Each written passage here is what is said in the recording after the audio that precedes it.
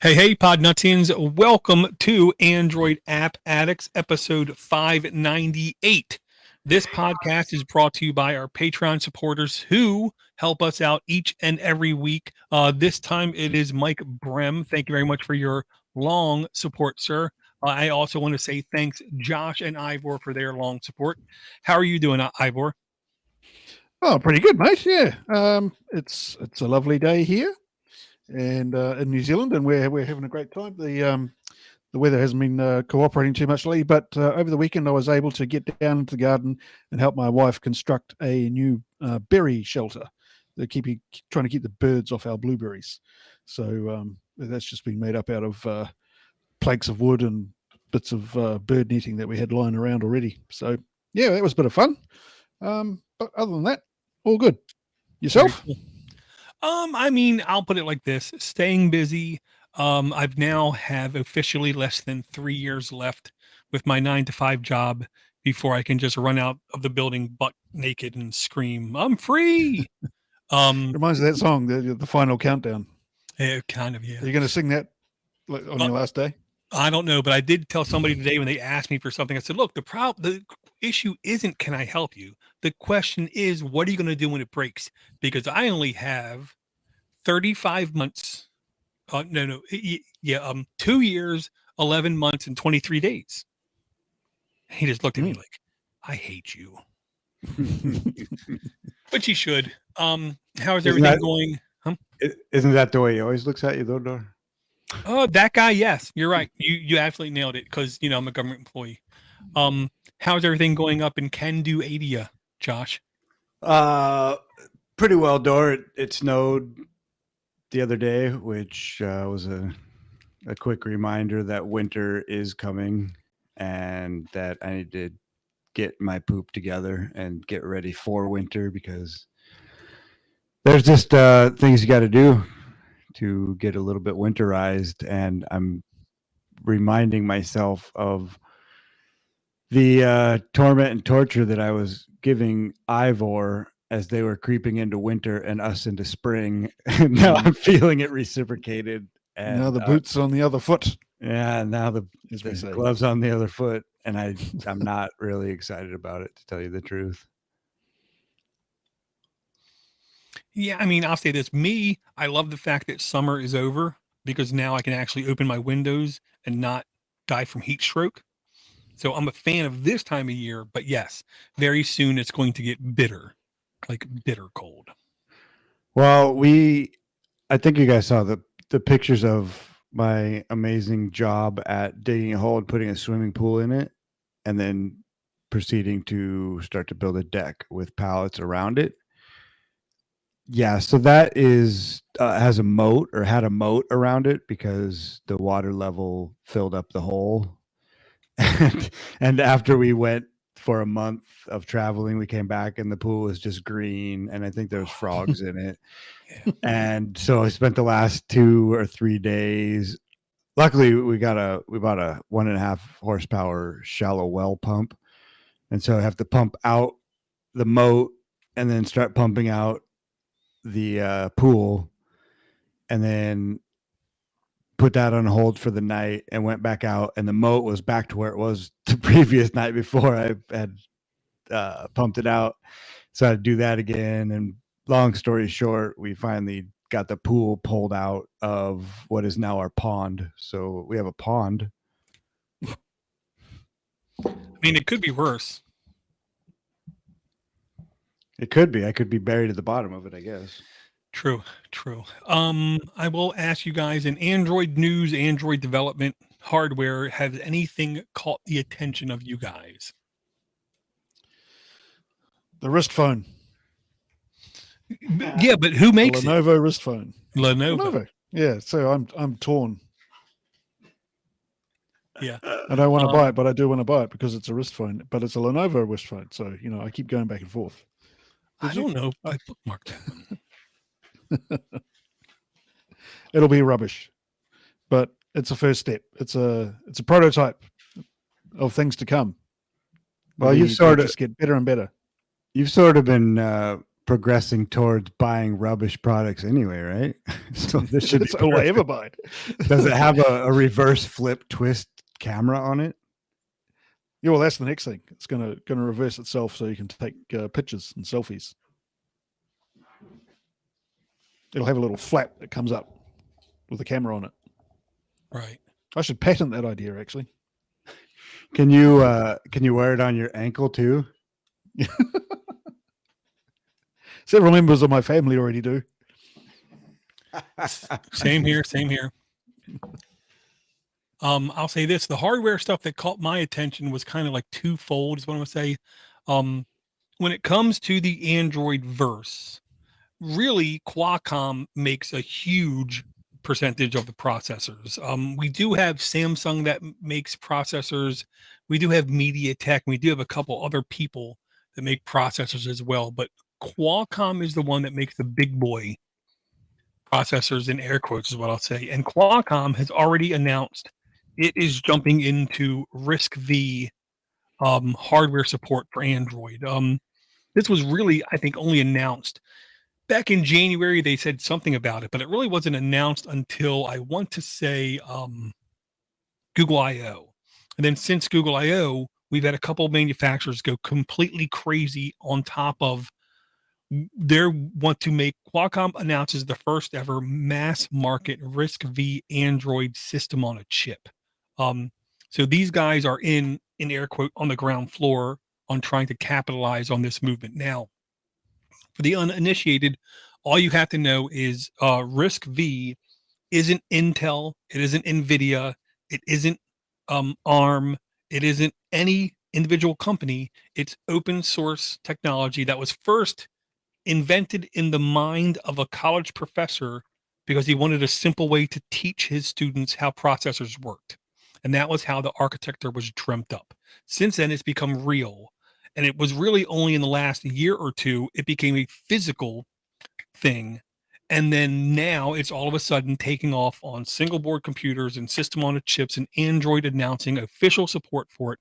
Now we have Qualcomm announcing official Android system on a chips. I have a scary feeling this is going to take off incredibly quick to where before we know it, we're going to have tons of Android devices running on RISC-V, primarily because I believe it's going to be more, I'm going to use the words carefully, higher optimized to need less power and release less heat.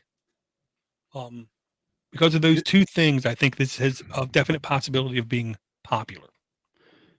Do you know if anybody is developing an OS specifically for RISC and maybe just a competitor to Android and Apple? I mean, not really. Everything I'm reading about RISC-V is just other people making Linux drivers for it and stuff like that. Nothing truly new is the way I'll put it. So to me, this is one of the interesting things that Qualcomm is doing. Then I have a second. Was this the other one? Let me see. I think this was basically the same information, different source, where Qualcomm is announcing, swaps out ARM for RISC-V for next generation Google Wear OS devices. Now, between you and me, RISC-V makes more sense on a device that needs less computing prowess, is the way I'm going to put it. Because we expect our phones to be snappy. We expect our phones to be able to do magic in our hands.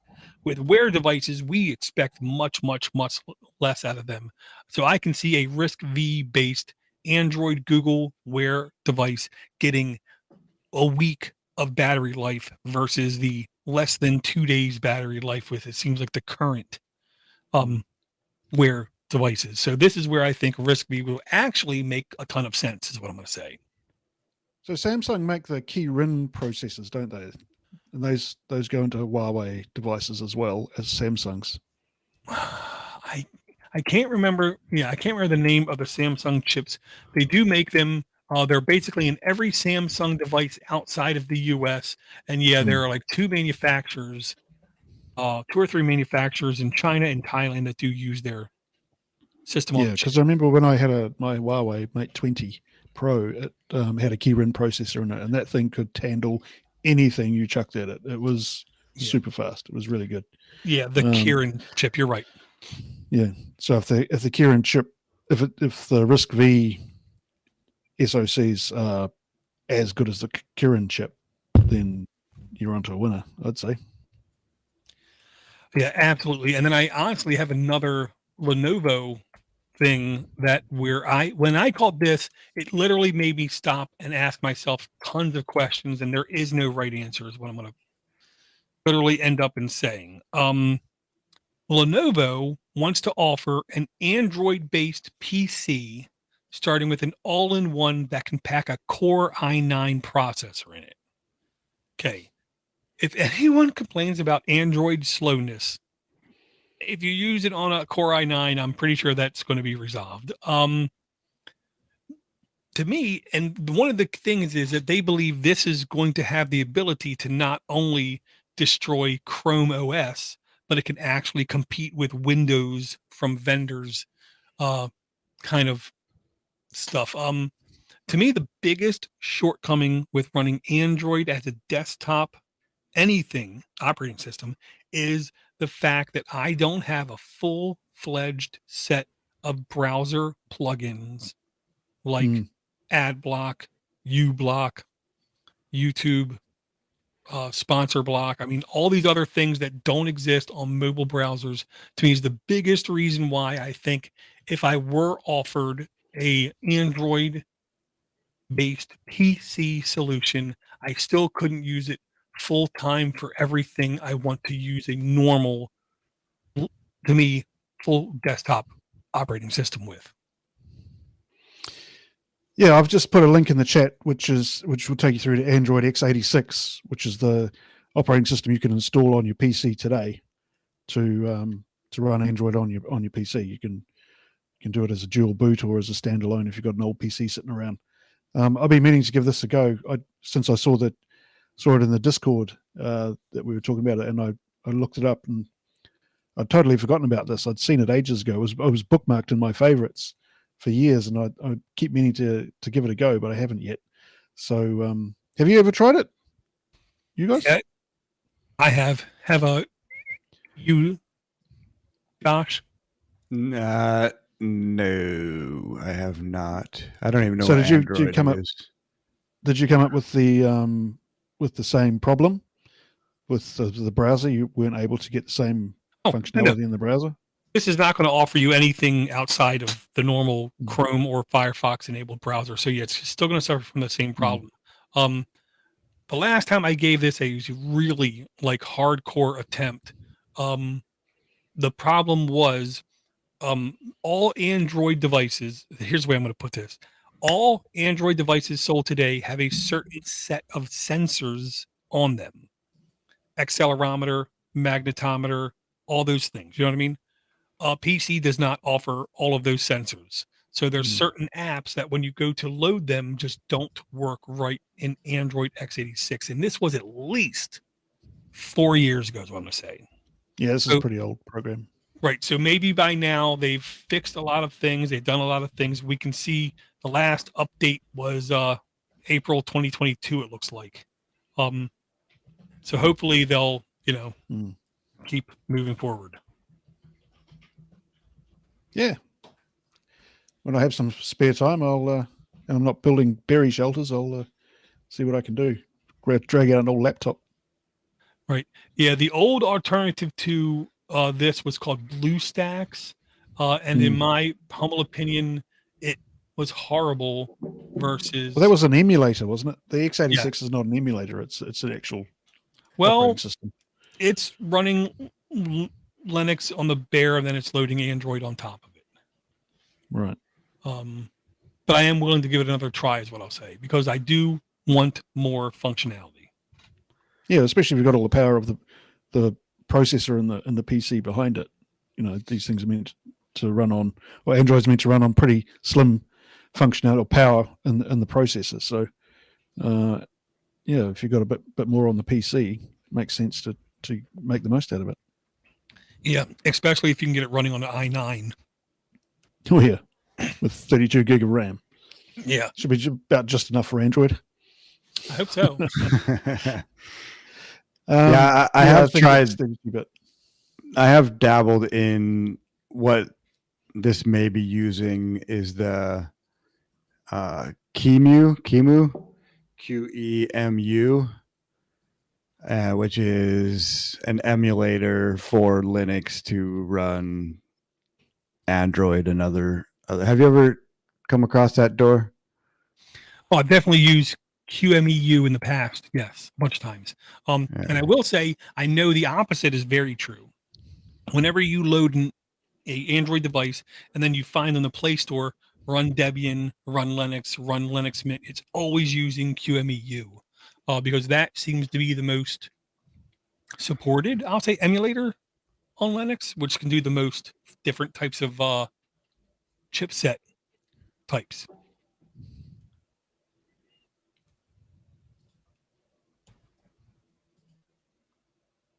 Cool.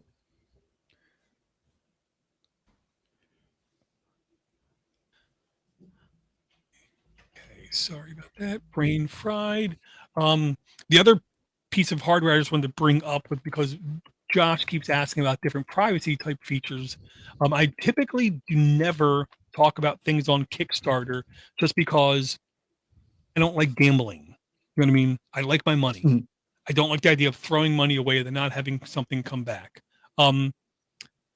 This though definitely caught my eye, even though technically speaking, on the Pine Phone Pro, I had to say that slowly, there is a physical switch to enable or disable privacy. The difference being the Pine Phone Pro runs mainly Linux-based operating systems, and then the occasional Linux-based operating system that's literally running Android inside of it, kind of thing. This is a dedicated Android device called the Marina 2, Murena 2, which has a physical privacy switch on the side of it, and it runs Android. I'll say this is the kind of thing I love the idea of. If I had, extra, like a lot of extra money in the bank, I would have no problem with giving this place money, hoping it comes true. But it's one of those things I don't know the likelihood of it actually, going through. Because it says the goal Yeah. was only 26,000 and they raised 172,000. Okay. I'm just looking at the hardware specs because usually the hardware on these devices is a bit questionable. But it seems okay. I mean, it's got a 1080p. Oh, no, it's got a 4K screen, full HD plus, 6.43 inch. It's got a 64 megapixel rear camera, plus a 13, plus a 5 megapixel. Got a 25 megapixel front camera, 4,000 milliamp battery. It's a bit low, maybe, but it should be okay. Yeah, it's got all the Wi-Fi, the 4G bands. It hasn't got 5G. Type C, yeah, it's all good. High speed charging, 18 watts. That's pretty acceptable. How much does it cost? Well, you have to become a Oh, here we go. backer. Yeah, $499. So Canada, that's $679. Australia, $829. Whew. $1,000 basically. Yeah, but you might get it.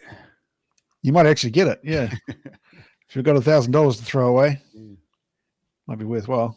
What's so special about the operating system? The operating system is running that /E/OS. I don't know what it's actually called, but it's a European-based, privacy-focused. Think of it like the difference between Chromium and Chrome, where Chromium does its best. Yeah. Shaking fist. It does its best to try to take all of the tracking stuff out of Android and give you, or out of Chrome and just give you the base kind of things. EOS to me tries to do the same thing. They try to remove every single binary blob and every tracking thing and just give you the base operating system that still should be able to support all the apps except all the apps that insist on having the Google Play services installed. Yeah, it seems to have pre-installed its own apps, so you don't have to use the App Store for the basic stuff.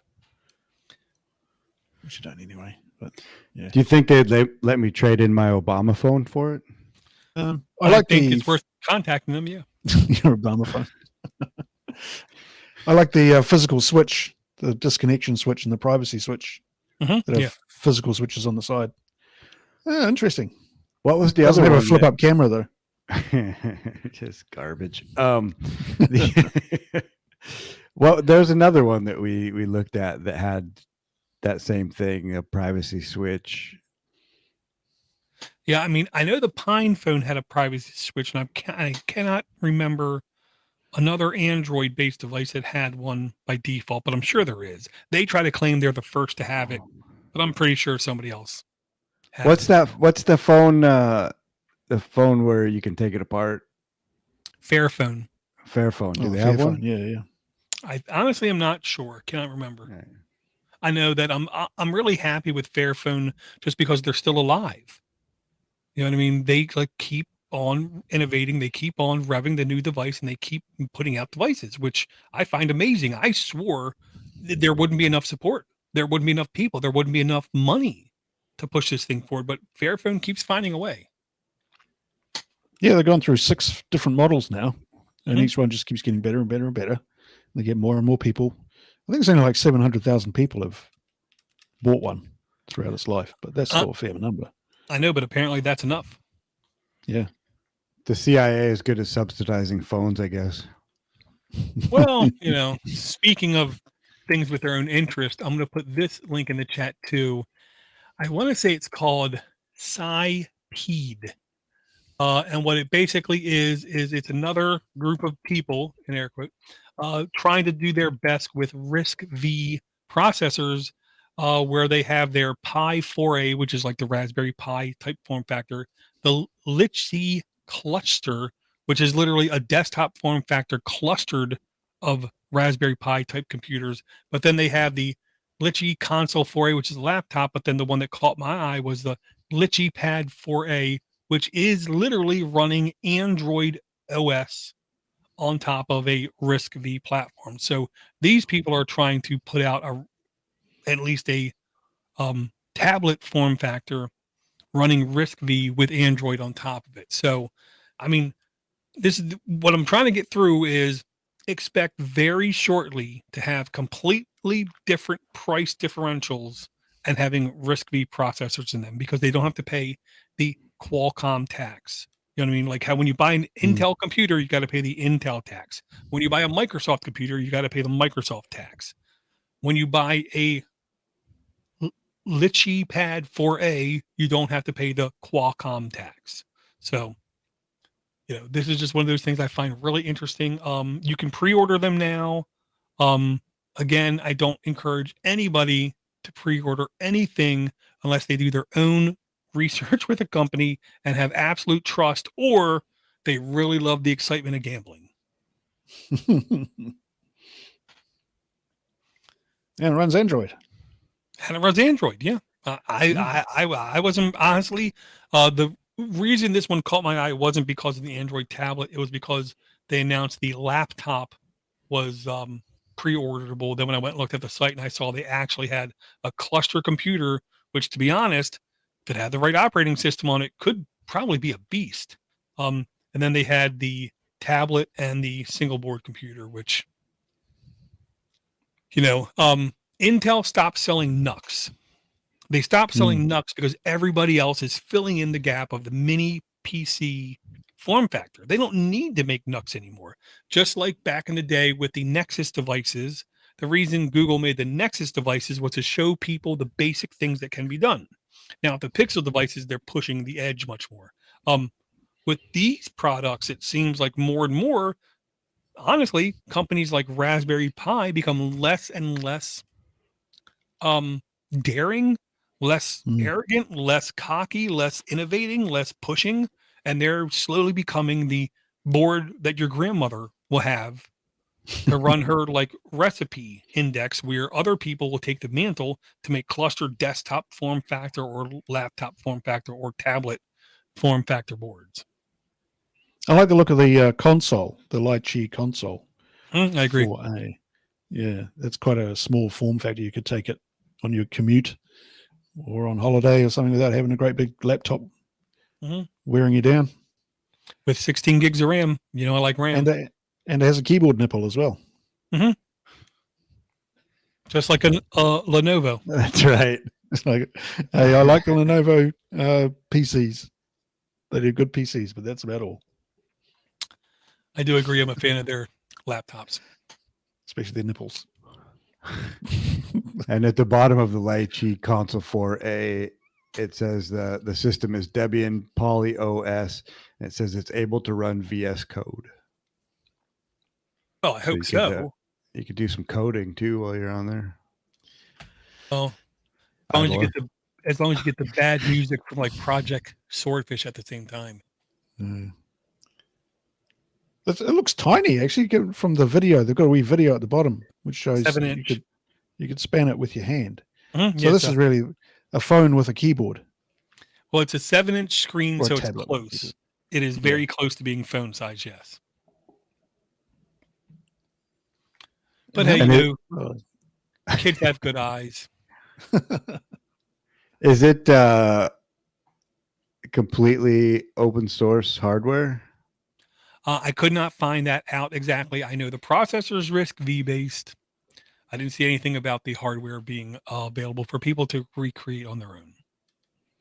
But also, if you take a look at the very top, it's obvious this is a company not inside of any of our countries. So I'm pretty sure they're still like kind of new to the idea of openness. Unless, of course, it's openness to your country, which is different. What's the cluster 4A? It is basically like a desktop computer. Where you get tons of computing power with tons of friggin' RAM, and basically a form factor that has a handle on top it, reminiscent of LAN gaming PCs from the late 90s or a Nintendo GameCube. So that picture with all the slots. Mm-hmm. That's RAM. Those are RAM slots, are they? Right. Just for the listener, he said slots, not sluts. Slots. Yes, forgive my accent. Those are probably some sort of a compute module. Yeah, exactly. So they're not RAM. They're actual. I don't even know how it works, but they're small computers on their own, basically, and you can put them all together in that board.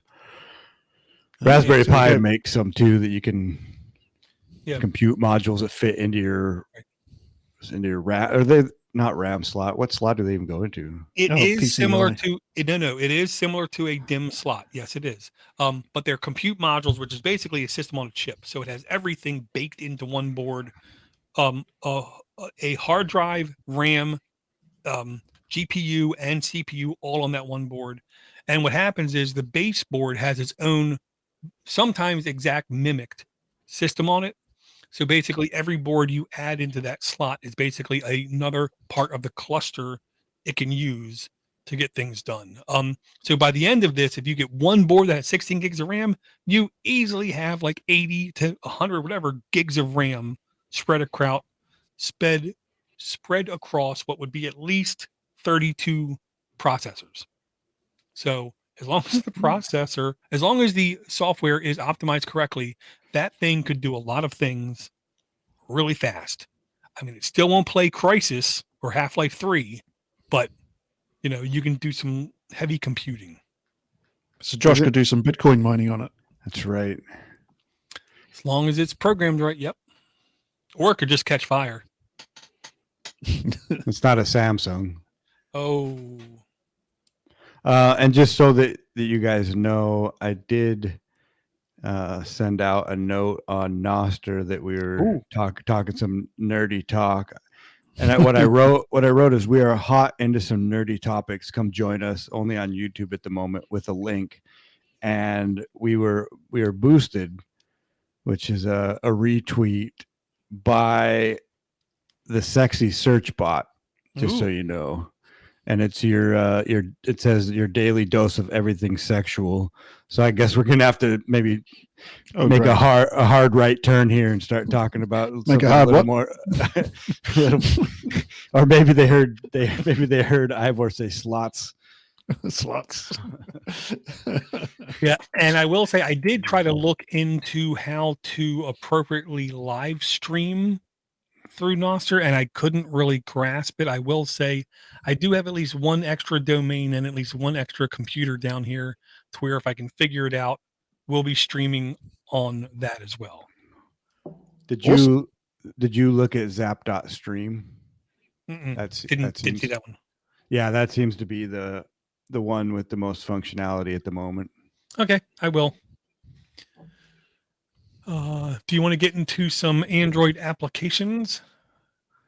Yeah, why not? That's what we're here for.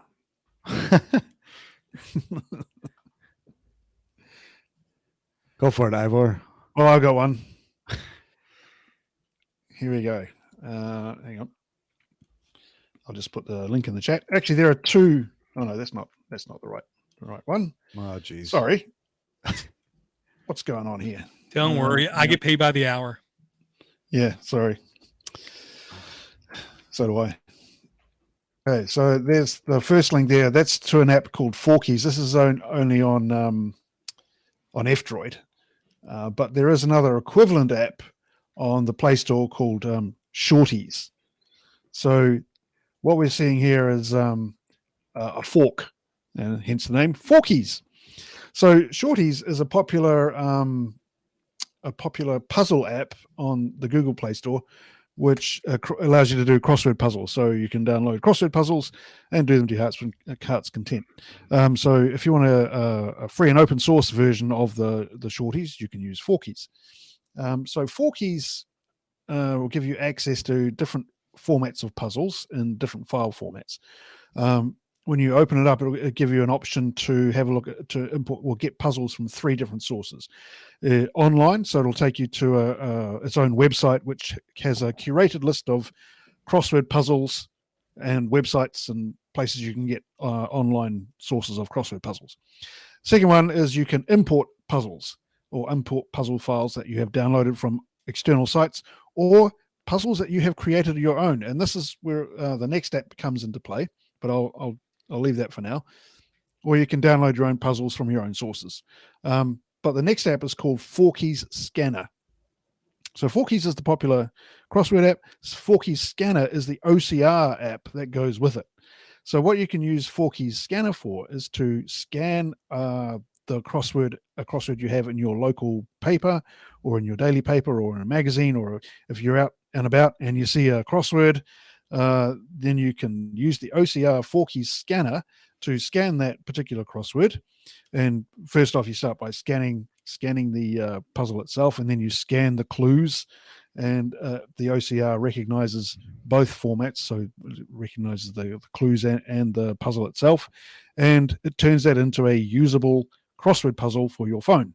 So rather than having to carry around a piece of paper and a pen, you can use the OCR scanner to have your own crossword. Now, you will spend a bit of time correcting the OCR errors, and I think this is the Achilles heel of this app. Otherwise, it would be a fantastic app. I spent about as much time correcting the clues as I would have solving them manually with a pen and paper.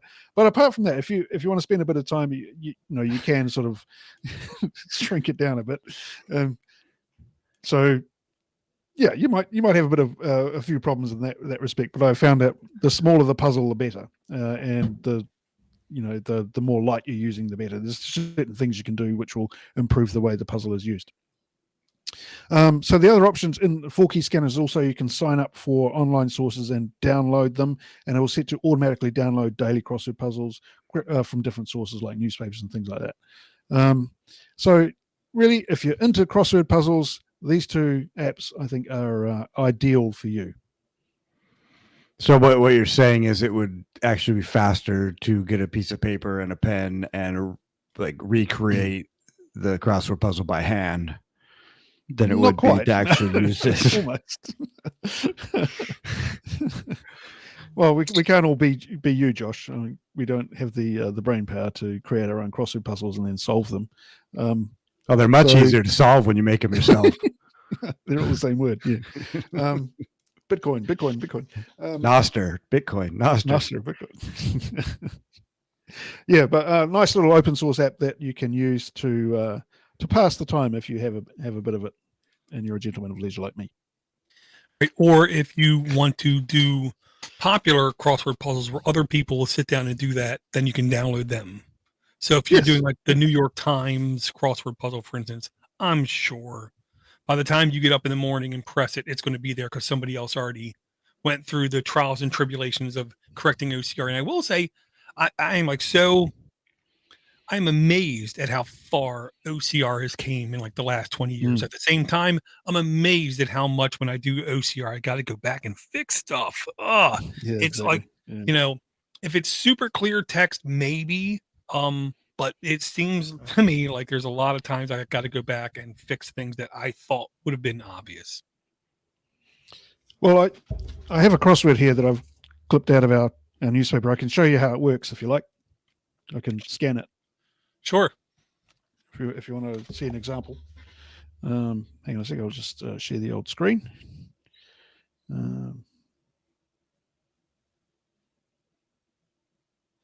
This is boring.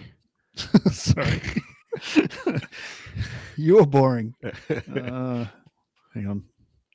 It's not showing up with the right little recursion there. Let me share. Yeah. How's that? No. Oh. It's this new browser. Sorry, guys. We've had to switch to a new browser. Can you see my phone? Oh, no.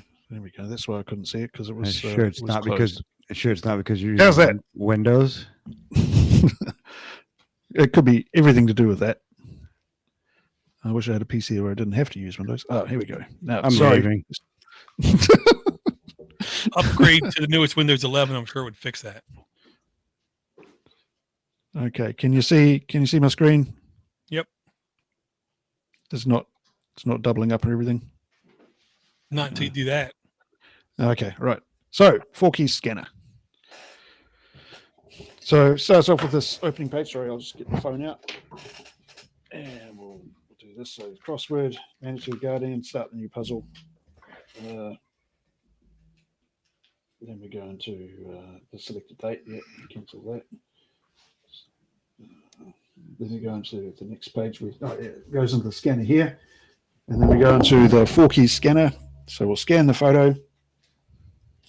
First thing we do is we'll just scan the actual puzzle itself. And then we'll click OK.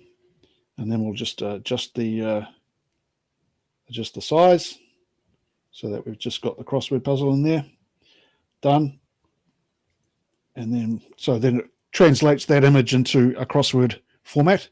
Then we go into the next one. That's all right. We go into the next one. Go and add the clues. So we go down here and we'll try and photograph the clues. All right.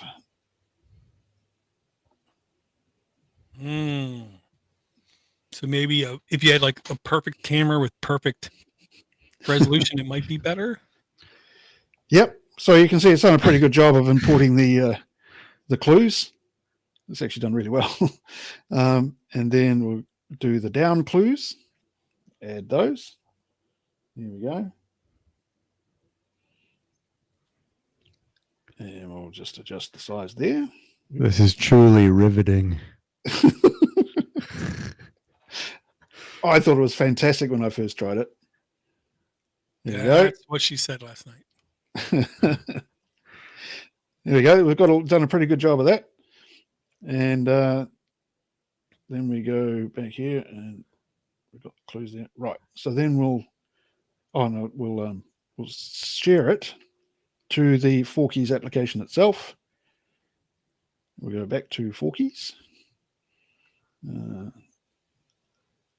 there's my imported one, and we can do the puzzle. Herb 1 9 9. Basil.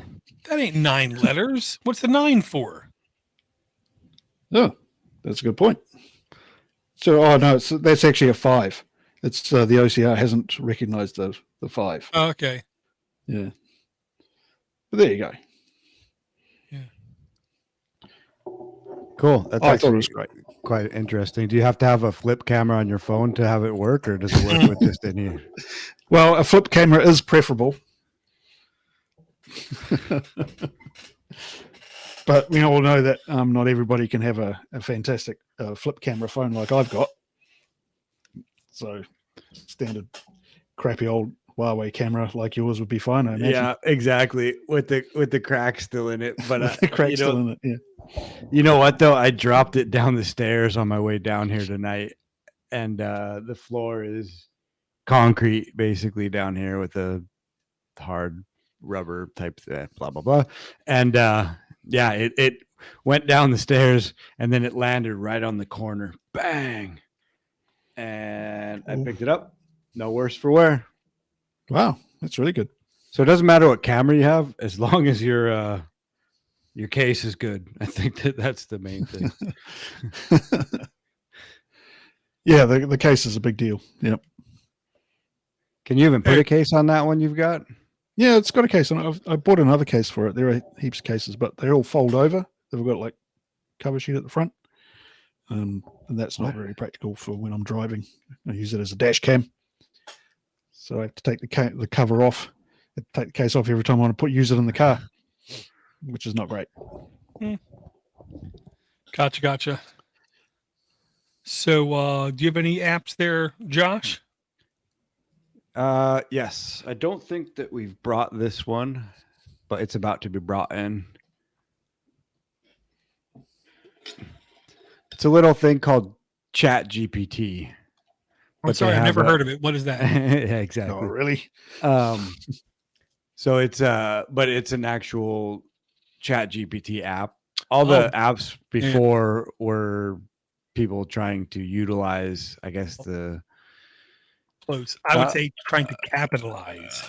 Well, yeah, capitalize, but then using Chat GPT for the back end. I don't know exactly how Chat GPT works. Anyway, if it's got hooks or what you can do on the back end using it.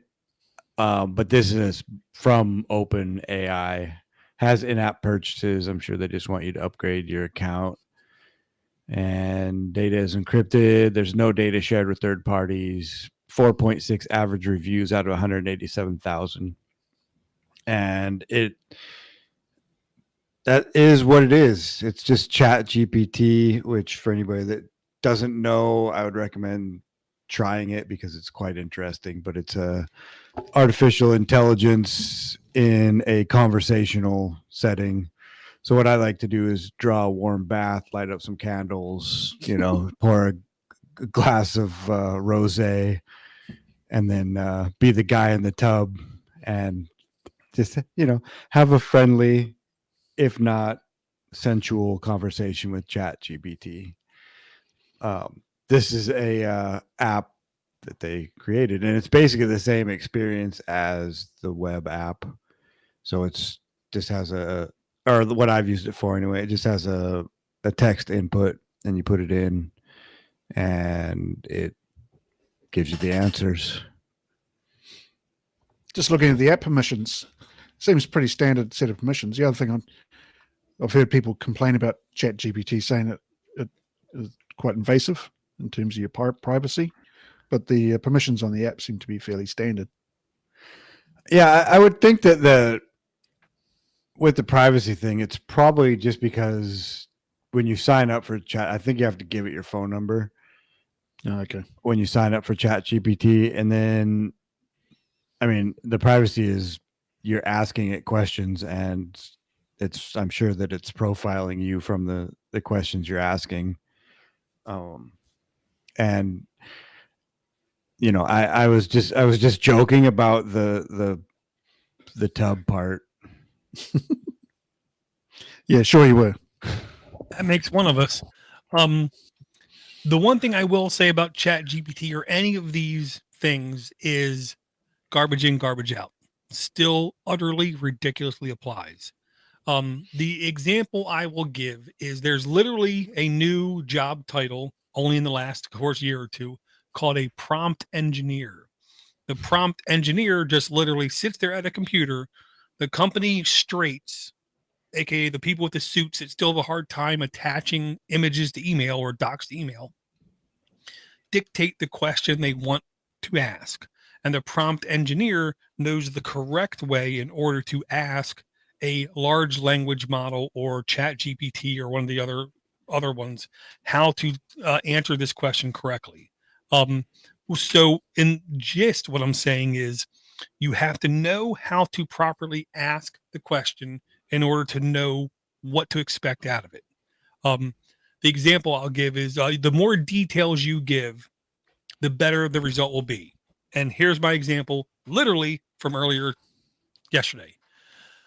My youngest son is 15 years old in public school taking a health class. And in the health class, the teacher said, Dan, you have to find at least one song that has a drug reference in it and then share the line from the song that has the exact drug reference line in it.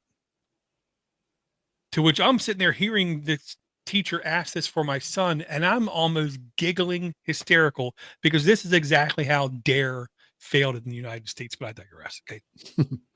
So everything my son looks up in Google results in this website has been blocked by Harford County Public Schools. Of course it is.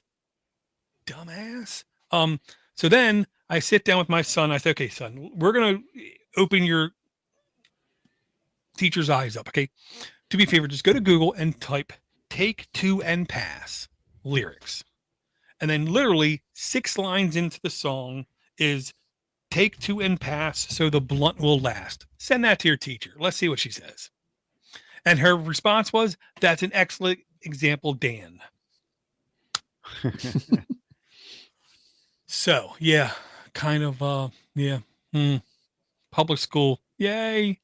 But you have to know what to ask, because quite literally, then after the fact, I tried to say to my son, and look, it's really easy for this. And then when I tried to ask AI things, what are songs that have drug references in them? And they kept giving me all these outlandish, ridiculous drug examples. So I finally said, tell me songs that say the word, and then I would use the exact drug word.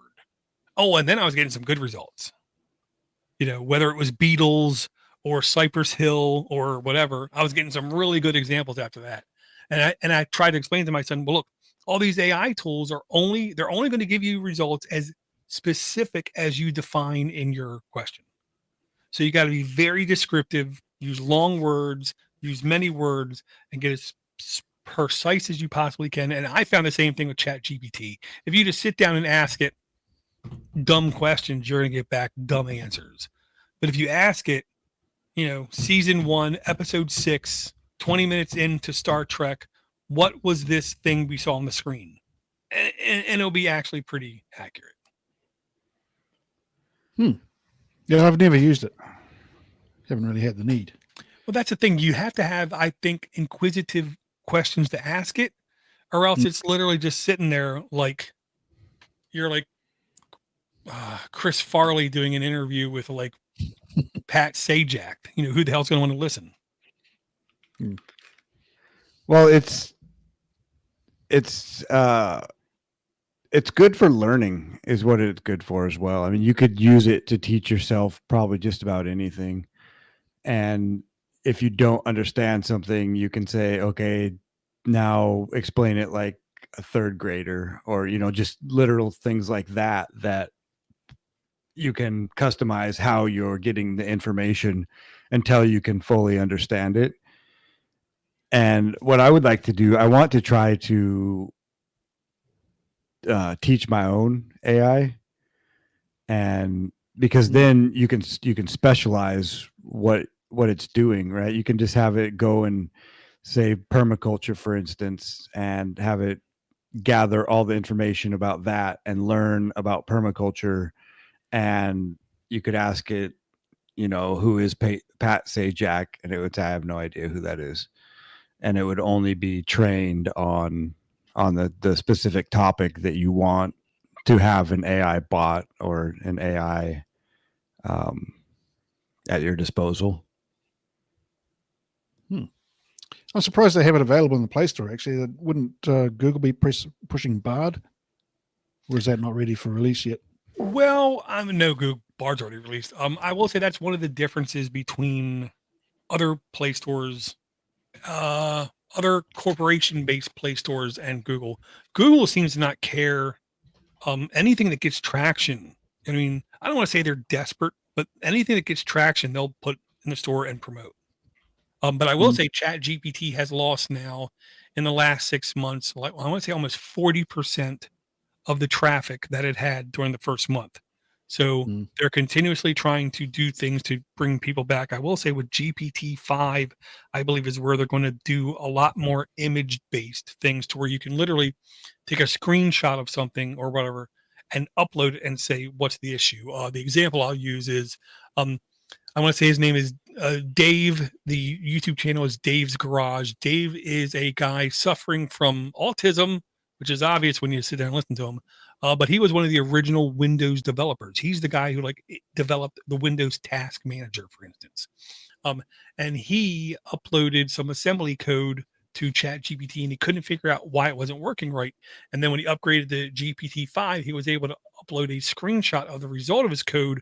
And once he did that, it then better understood why his code wasn't working and was able, and he said, it wasn't it telling me what to do. It was me telling it what I saw, me responding to what it said, me then uploading the result of that. So it was really, he said, teamwork. And between both of us, we were able to fix assembly code to do what we in air quote wanted it to do. So I do think the addition of images into these ChatGPT type things are going to make it a lot more easy for normal people to put something in and get something out, is what I'll say. Yeah, the image AIs are pretty fun to use as well. Like I still, because I'm just dumb, and this is how people get my money, is you want to use a product for a month and then it's been 6 months and I'm still paying monthly. So every once in a while I'll say, oh, I still have a subscription to Midjourney. Maybe I'll try to find some fun images. But I am definitely not a prompt master. Well, I mean, it's just like anything else. The people who are getting paid, nearly $200,000 for that job right now are people who devoted the time in the beginning to better, have the experience with it, to know what to do and what to expect. Or they're the coders that built it and they know the nuances that they coded into it. Like maybe you need an ampersand somewhere, and then that's what unlocks the whole thing. Yeah, definitely possible. Okay, the link I'm going to bring is technically not an app, but what I am going to say is this is the kind of thing that directly contradicts what we heard earlier. Okay, we have Chrome OS where you can run Android apps. We have Lenovo trying to push Android-based computers to rival Windows and to provide anything else out of the box. Well, at the same token, Google is launching play.google.com/Google Play Games. This is where you'll be able to load Android games on your desktop Windows computer and have it all right there. So they're literally trying to cover all bases. It's like Google can just form another arm and reach out and put their finger in the hole of the dam, trying to fill every possible hole of need that people will have to use any type of Google solution. If I was a Windows person, honestly, this might be cool. I'm not going to lie. But in my experience, half the time the game is cheaper on Steam, or half the time the game is cheaper on Android. There's no perfect platform for these type of things, but I am a fan of them offering different solutions. I'm not going to lie. I think that's the right way to do things moving forward. Yeah, I signed up for this. You sent around a link, and I pressed the link, and it said, "Oh, you will receive an email for signing up," and never got one.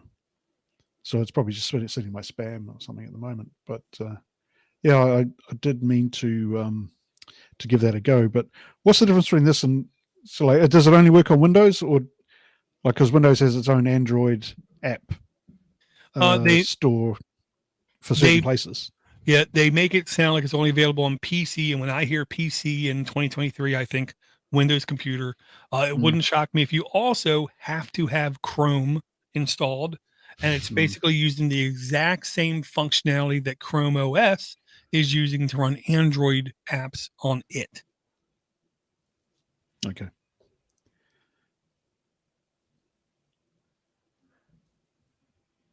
Would it be possible to create a browser-based something like this for Google Games, do you reckon? To where it would be cross-platform because it's browser-based? Well, I mean, technically you can run Chrome on nearly anything. So I can't tell if they're just lazy and saying on the PC or what. I did sign up for it. I didn't get anything back because I was going to try to run it on Linux just to see if it worked. I didn't have like insanely high hopes is what I'll say, but I thought it was worth the gamble. And I will say nearly a third of the games that I've witnessed in the last 6 months, if I try to play them on a phone, I just literally can't read them. They're too small. They literally seem like there's more games every month being built to be on a bigger screen. Yeah, their minimum requirements, they say it's Windows 10 version 2004, solid state drive with 10 gigabytes of available storage space.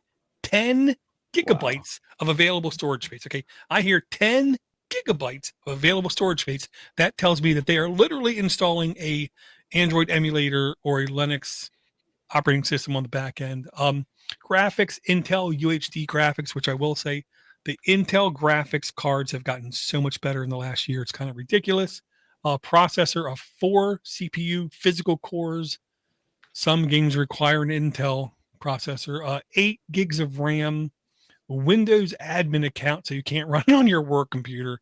And hardware virtualization must be turned on, which is basically isn't enabled on the chip. So if you get a super low end Intel, what's it called? Before Core i3, i5, and i7, i9, the super low end. Yeah. Pentium or something. If you get Celeron. Yeah, if you get the super low end Celeron chip, you won't be able to do this. The N series chips. Yeah. That series chip. Terrible. Yeah, well, 8 gig of RAM though, minimum requirement. 8 gig of RAM. It's a fair bit of RAM. It's not messing around, this thing. No, with 10 gigs of storage space, 10 gigs of RAM, or 8 gigs of RAM. That's quite a beefy load there. Yeah. Jess, this is also why the sexy bot. That's what she said is rebooting. Yeah, we're filling all the holes here.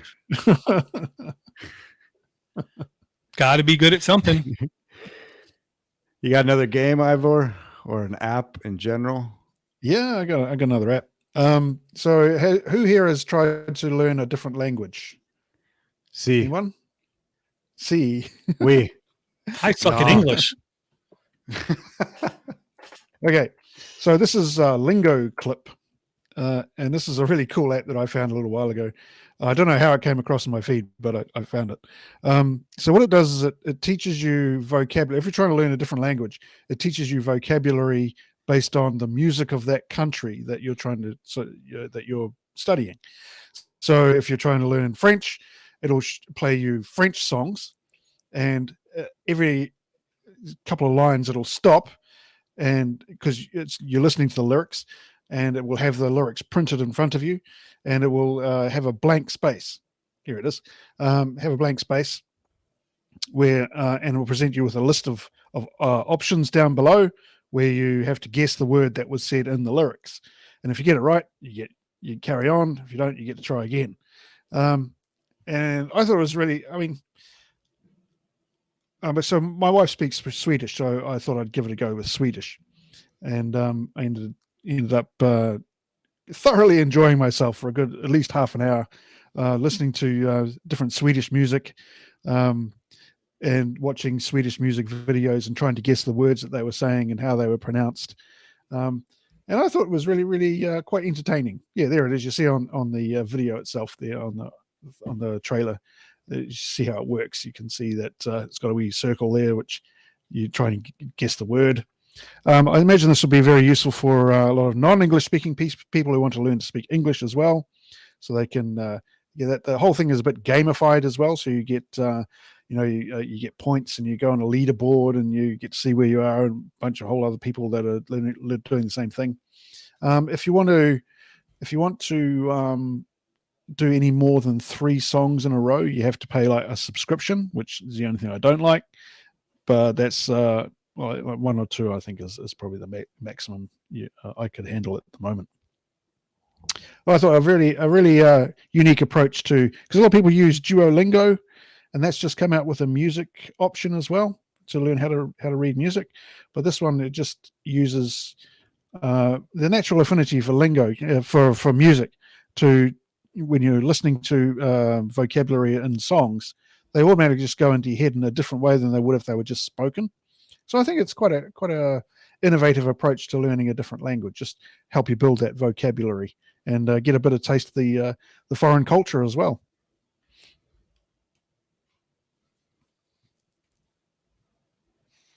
Yeah, I'll say very cool. I like the idea of learning languages in different manners, is what I'm going to say. Is the way I'll put it.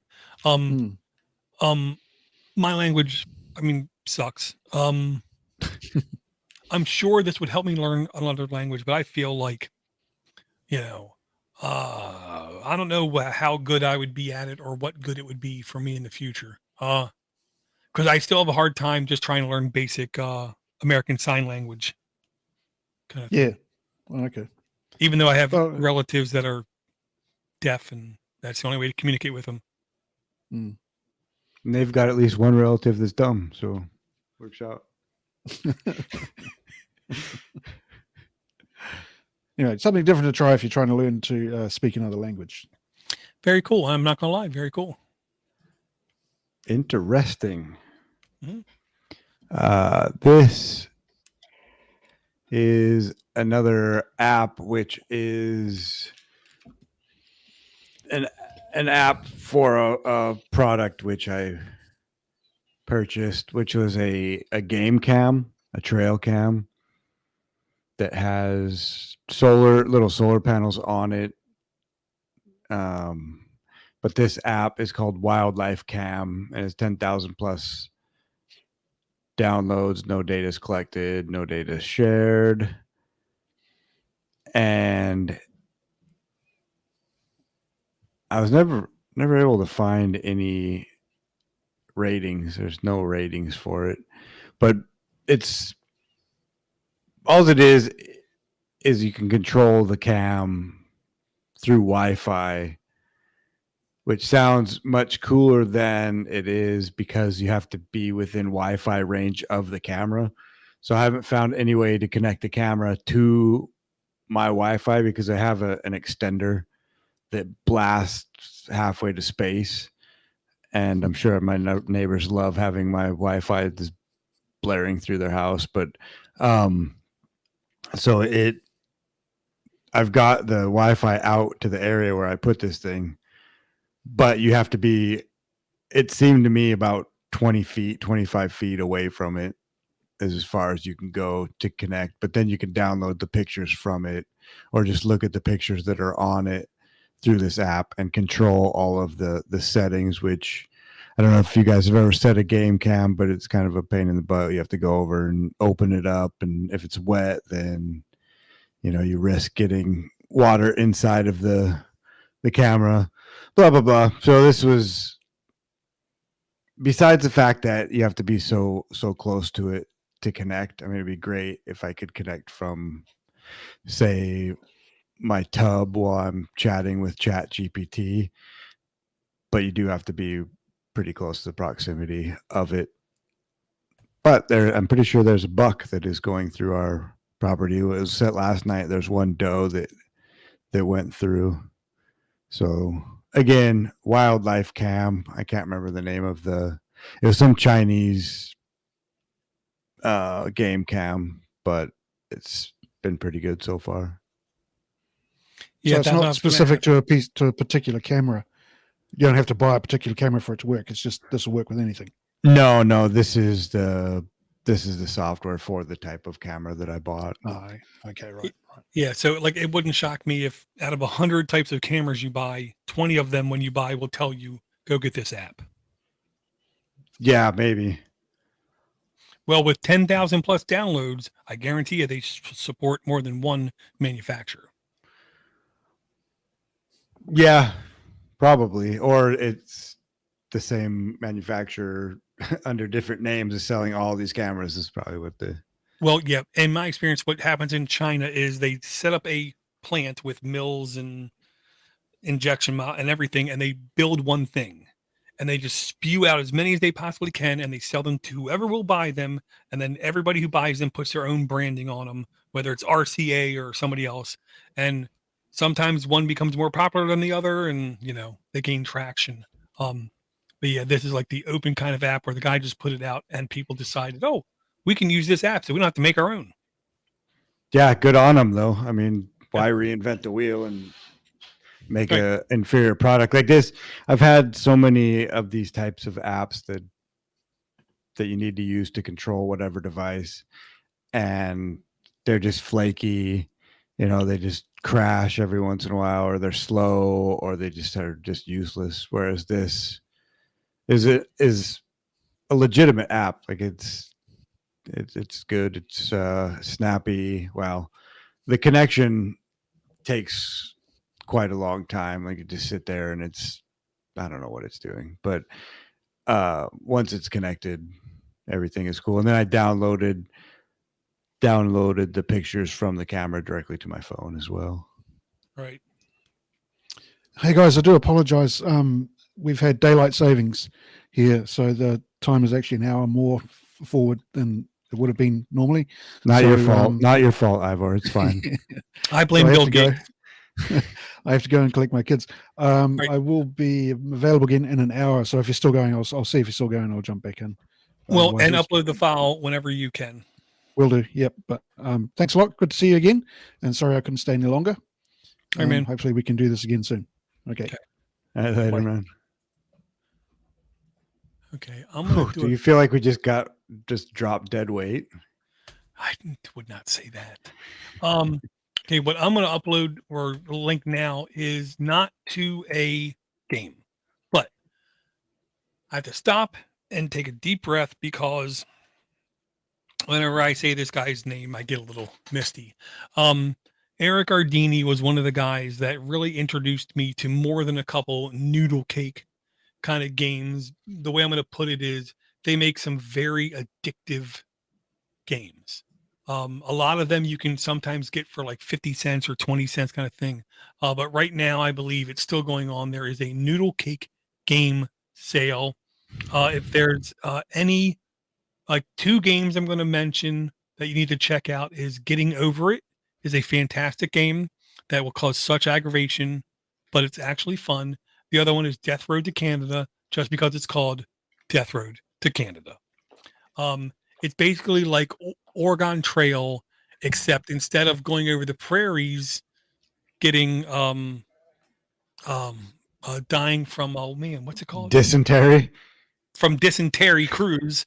Instead, you're Death Road to Canada, trying to avoid the zombies, making it up to a cold enough climate where zombies don't exist. But almost anything I've ever experienced from Noodle Cake is worth the time playing, is the way I'll put it. So if you're at all interested in lower price games when they're on sale, right now Noodle Cake looks like they're having a real, oh man, the deal expired. It does. I'm looking at Death Road to Canada, $12.99. Oh man, that sucks, eh?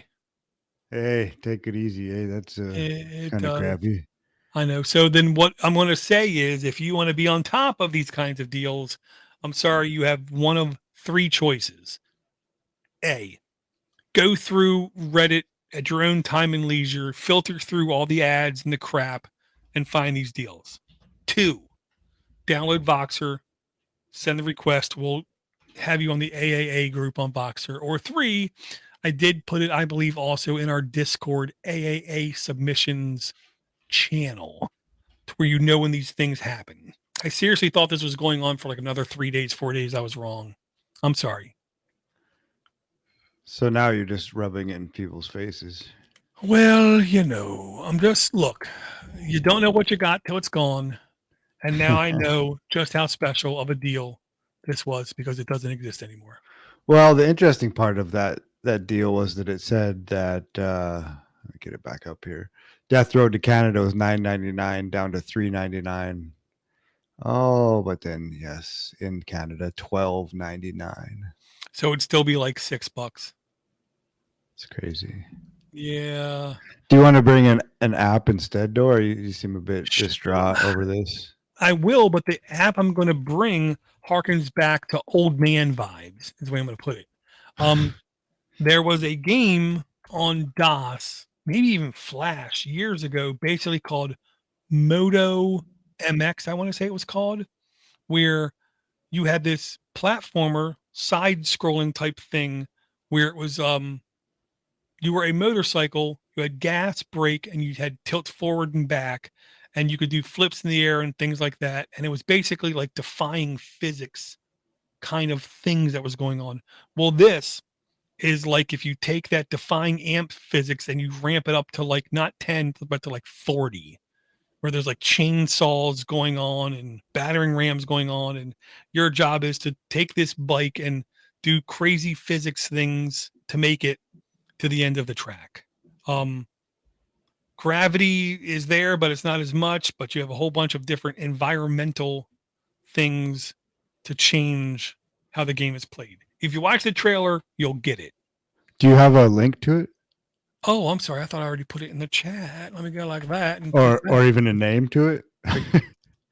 It's called Moto X3M bike race game from Ace Viral is the name of the thing. Company developer, version 1.20.6, updated June 12th, 2023, requires 5.0 Android and up.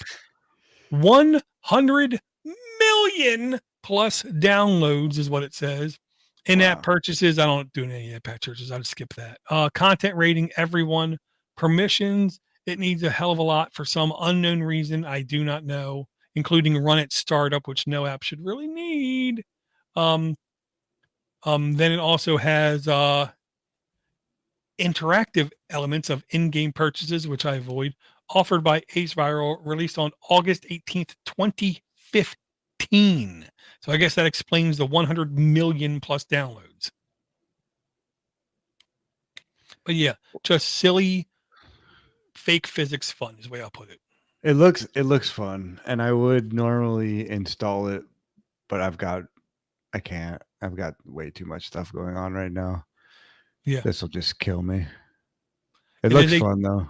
It is a time killer. It's the kind of thing where, hypothetically someone you know is in the hospital and you got to sit there no matter what. This would be a good thing to play while they're laying in bed.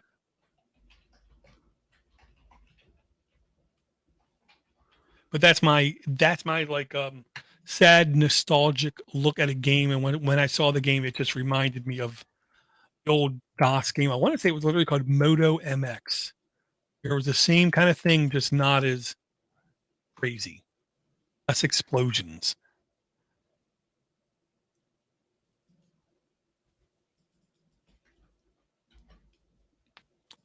Okay. This is another one that is an app that is for a product.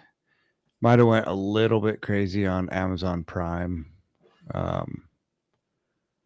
But I've been using the Open Mesh, which is now Dado, I think. Mesh routers, access points, and it was just getting sketchy, and it would drop a lot. And I realized that it was from maybe 2014 or 15, and apparently there's been Wi-Fi improvements since then, as far as Wi-Fi speeds go. and so I decided to get a couple different mesh routers, and so I got a couple. They're called Tenda, and yeah, it's a Tenda Wi-Fi app by Shenzhen Tenda Technology Company Limited, and it has an average review of 2.5 stars out of 20,000, 20.7 thousand reviews, 1 million plus downloads, and it is just a way to organize or control your network via these routers, and it works. It does what it's supposed to do. I mean, it's fairly boring. I brought it up mainly to talk about these. I mean, have you ever heard of Tenda? I know I've heard the name, but I can't tell you where I've heard it. I do believe now I am literally up on the teat of cheap Wi-Fi routers from overseas where it's like Wi-Fi 7 with mesh networking for like $30. Where here in the US, if you want that kind of technology, you're paying like $180. Yeah, this seemed to have good good reviews, and I did some more research on them, and I just don't know. Don't have the time. I should run like a Wireshark and see what if it's sending information back to the mothership or what. But probably no more than my Huawei phone. So, well, I mean, that's the thing. I expect everything to send something back to the mothership. The question isn't are they? The question is what are they sending?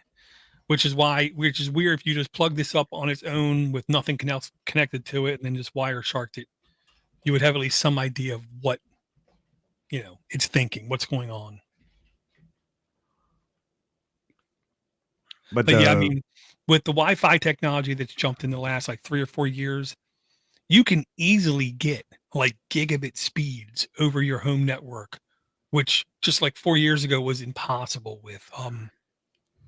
Well, even on my phone before, I would get maybe 30 megabytes or megabytes. Right. And now, I mean, I only have 300 down for my plan anyway, but my phone was now doing that 300. Right. So now it's capped by the fact that my phone is old, and I think I probably should just do a factory reset on it and start over, but I always do something to mess that up. Like what is it called? The two-factor authentication where it's the timer. Right. What is that called? I use a LastPass one. Yeah. And there's a Google Authenticator, but it's a it's a OTA. OTA? One-time authentication, I want to say. No, I think that's I think that's something else though. But it's a you get a 6-digit code, and somehow they're synced, the app and whatever you're trying to authenticate. Blah blah. But yeah, if you blow that up, it would probably be a real pain in the butt to try to get that sorted out. So. Oh yeah. Yeah, I mean, with Wi-Fi 7 now, it's like I'm almost the perfect time to upgrade your Wi-Fi network is tomorrow. The worst time to upgrade your Wi-Fi network was yesterday. You know what I mean? Because when you do, you literally have to upgrade everything, or you have to get like new wireless dongles for all of your laptops or all of your desktops or all of your whatevers. And then with your phones and your tablets, you need to get new devices to really take advantage of that speed. So to me, it's like I'm always okay with my router being a year or two behind because half of my devices are older than that to where it won't be able to take advantage of it anyway. I do have the Linksys VLOP mesh, which is now at least 3 or 4 years old. And on my new phone, I'm literally getting like 400 megs transmission speed between it and the node. To which if I did have other devices on my network with that same speed, I'm sure I would see similar speeds with it. But like, I'm not, because I haven't had the time to upgrade everything else. Mesh, I do think, is the absolute way to go with any kind of home networking that's bigger than like a studio apartment in New York City. You know what I mean? You have to have mesh. Yeah, and I wish that Ivor was here to strike back at you, just so I could sit back and watch. But he, for some reason, hates mesh, and I guess that means I don't like him. Well, you know, some people. Have you ever seen, really quick, on his Plex server, he has this Netflix series called Agent Elvis. No. Oh, I beg you to watch the first episode. It's an animated series. Lots of cussing, lots of gunfire, lots of Elvis. And something tells me Ivor likes to watch that series with less clothes on than more clothes on. I'm just saying. And I'm No, pretty I sure if he don't- was here, he would agree with me. Just saying. I don't do much with Plex. I still have your login, but I feel weird using it to watch anything. I don't know how that works. It's fine. Yeah, you're not just saying that. Would you? Huh. No, because there's nothing to hide there. You'll see everything I can see. You can witness the other people's servers around the globe and enjoy stuff like oh my god, The Equalizer 3 with Denzel Washington. We watched that tonight. Man, it was violent. Oh yeah. Oh yeah. Yeah. I was just looking at we have up here, it's called Shaw Internet, or it was called Shaw. And then they got bought or merged with Rogers. So now I'm a Rogers customer. Which, Rogers is horrible. Yeah, I mean, I could, for $15 more a month, I could upgrade to a gigabit of internet. But I don't believe them that they could get that here, to tell you the truth. I understand. Very Okay, that was my lame app. What do you got? What are you talking about? I did the last app.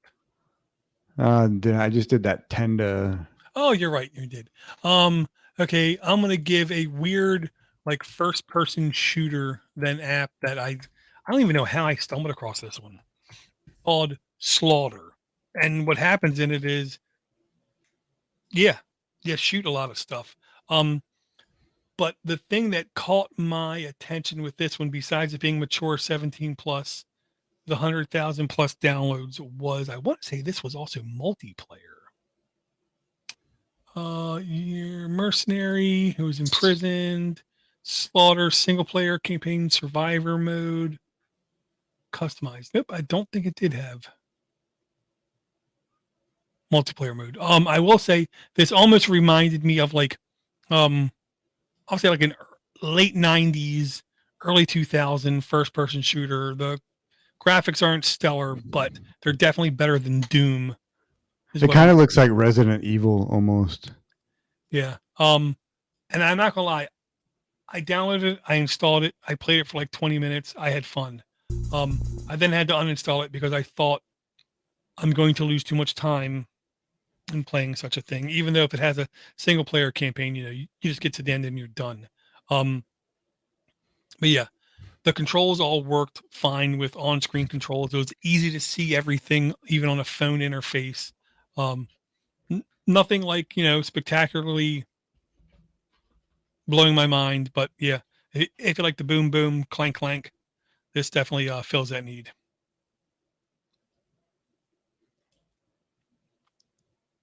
Yeah, Chuck in the chat said aliens and serial killers. Hard to go wrong. It's hard to go wrong. That's another one that normally I would hit install, but Yeah, I'm showing restraint. I'm growing up, Door. Much more mature than I was last month. well, it had to happen sooner or later. Don't tell your wife.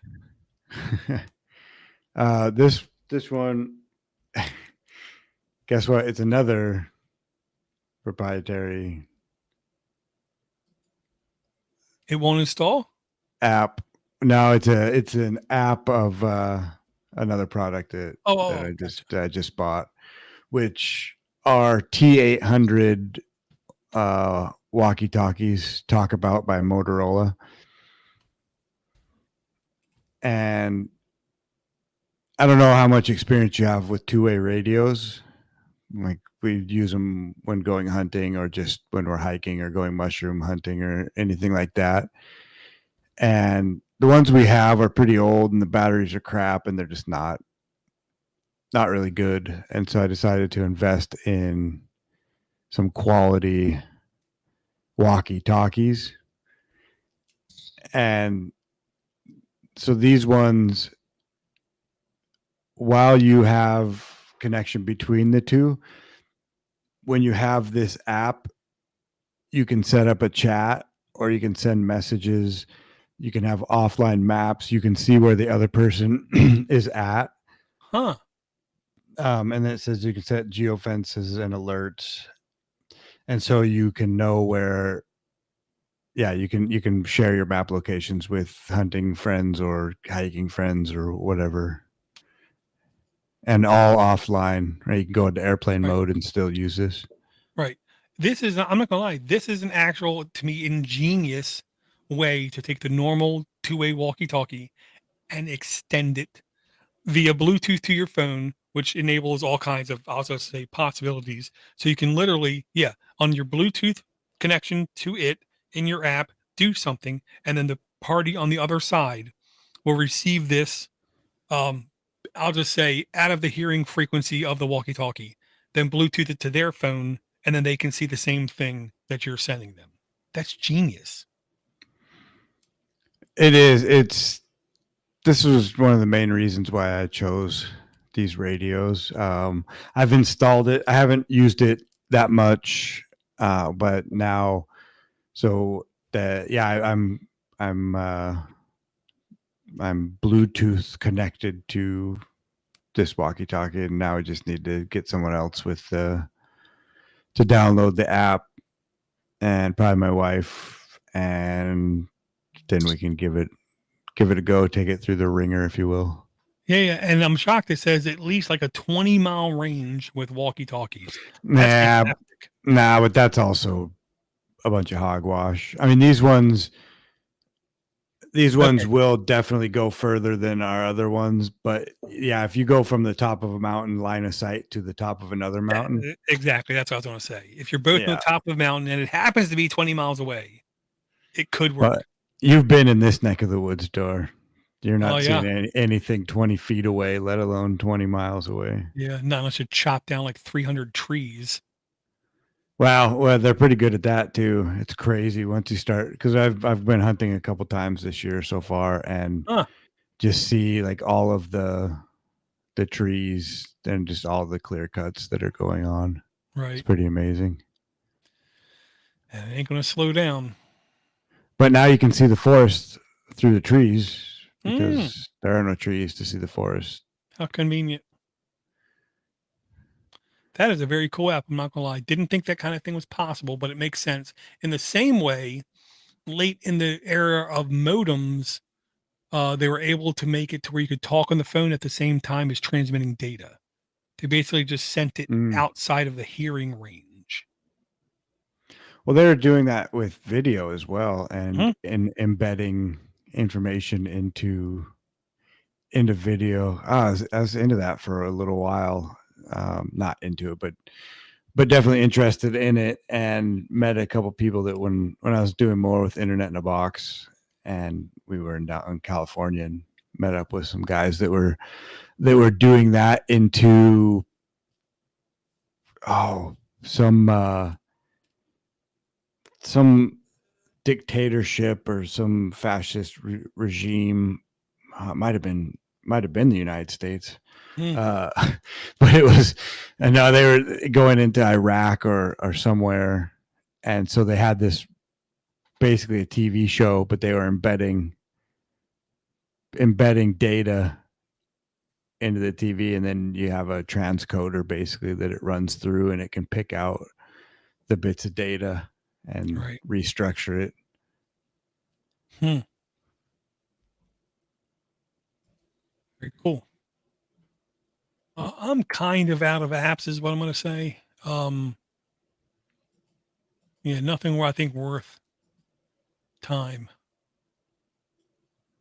So, do you want to do a app rundown, or rundown? Sure.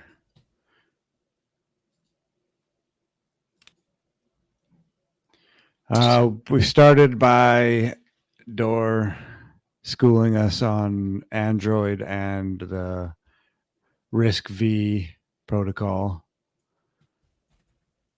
and then talking about Android PCs and Core i9s. And then we discussed the SciSpeed Lychee series RISC-V Linux practical platform, and the Marina 2 with the privacy switch. And then we went to Forky's crossword puzzles application, download and play. And to go with that, Forky's Scanner, crossword scanning companion app for Forky's crossword app. And then ChatGPT by OpenAI, Google Play Games beta by Google, learn languages with music from Lingo Clip, Wildlife Cam by JGHT, Moto X3M bike race game by Ace Viral, Tenda Wi-Fi by Shenzhen Tenda Technology Company Limited, Slaughter by Ray Spark, and Motorola Talk About by Motorola Solutions. Very cool. Very cool. I will say I want to thank everyone for their ongoing and continued support. The only thing I can promise is change, because that's the only thing that will happen, guaranteed in the future, is change. Do you have any parting words there, Josh? Oh, Door, you caught me off guard. I thought we were going to talk for another hour, but I guess not. No, be nice to each other. Don't listen to what the news tells you or politicians tell you. The world is not as bad as, well, it's bad in different ways than they want you to believe. Your neighbor, no matter who they are, is not your enemy. Not at all. They're the other people. People are not the enemy. Institutions are. There's some pretty bad people as well. Well, you got to remember, in their brain, they're not bad guys. They're heroes. Yeah, we could talk about politics for a while, Door. Oh, we could, but then I might have to go to the bathroom more often. Because do you have any parting messages, Door? Yeah, I want to thank everyone for the support. Thank everyone for the continued support. Love, peace. I love everyone. This year we're getting into the hard time of the year. Literally, everyone stop for a second. Ping somebody you haven't heard from, you haven't talked to, you thought about every now and then, and just say, hey, because to be quite honest, I was honestly laying in bed the other night, not able to sleep. And I remember hanging out with Chuck Green in Columbus, Ohio one year. And I thought to myself, it's been like 2 years or 3 years since I heard from Chuck, man. I hope the family's doing okay. Because I know Chuck is an extreme family man. And that's the kind of connections that can be made when the actual podcast host actually responds to emails and communications from the podcast listener, AKA send your favorite podcast an email just saying, hi, I think you're doing a good job or a great job. I wish you would do blank, blank, blank, blank, blank. And then hopefully your podcast host listen to you as much as I listen to Josh or even Ivor. Maybe. And that reminds me too to thank Chuck and Swift and Red. And I don't know if there's anyone else in the live chat. I'm not sure anybody else was there, but I will say we also had people in the past like the Mac Geek and other people jump in and say hi. And it's always a good time in the chat. Again, if you want to catch us live, the easiest way right now, follow us on YouTube, click that stupid bell, or follow us in Discord. In Discord, I tried now to post the actual live current event. I'm doing a good job at that. So I'm doing good at something. So I hope to see everyone again really, really soon On Zap.stream. on Zap.stream. Stop. Are we done?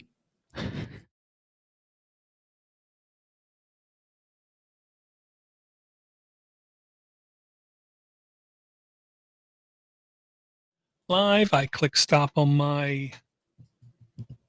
that. Let me hit a file save as, because that's what you should always do first. That's what I'm doing. I remember when Audacity used to literally crash like once a week on me. It has gotten so solid, it's like almost crazy. Yeah, agreed.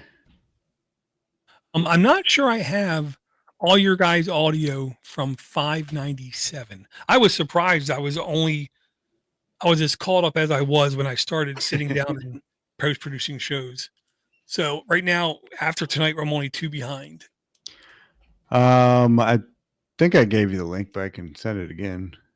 Well, I believe 597 was just me and you. So I think that was easier. I blame Ivor. I know. We all do. The more I learn about New Zealand and how the government is set up, the more I honestly think I kind of like how they're doing stuff. Who's that? New Zealand government, even though I know he hates them. Oh, yeah. I know. I'll be back.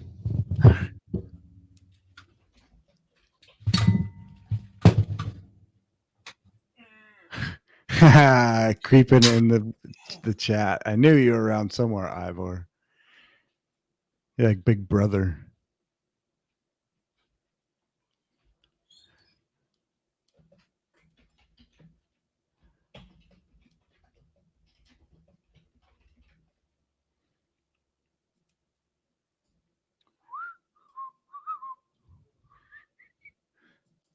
So you guys want to talk trash about Dora while he's not here, or what? Well, I try to figure out how to edit this file.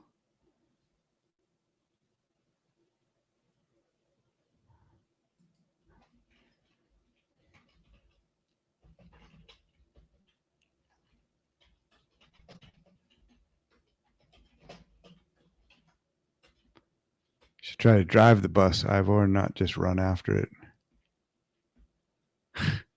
Talk trash about me, all right. Can't be anything I haven't heard before.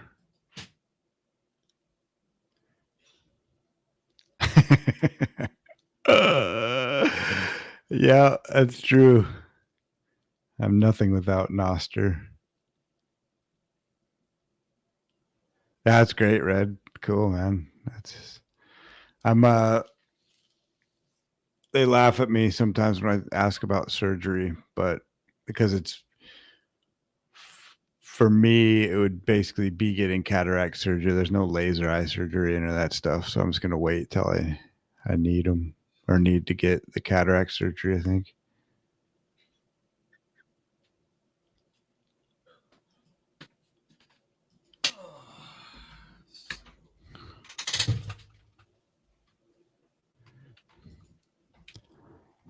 Fair warning. Ivor's in the chat. Why am I not shocked? Okay.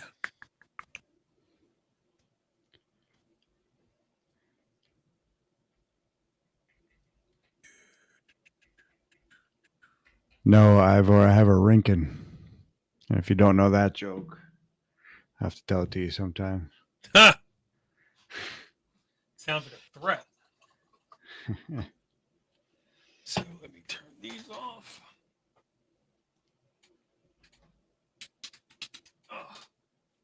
Unplug that. Turn them off. Ooh.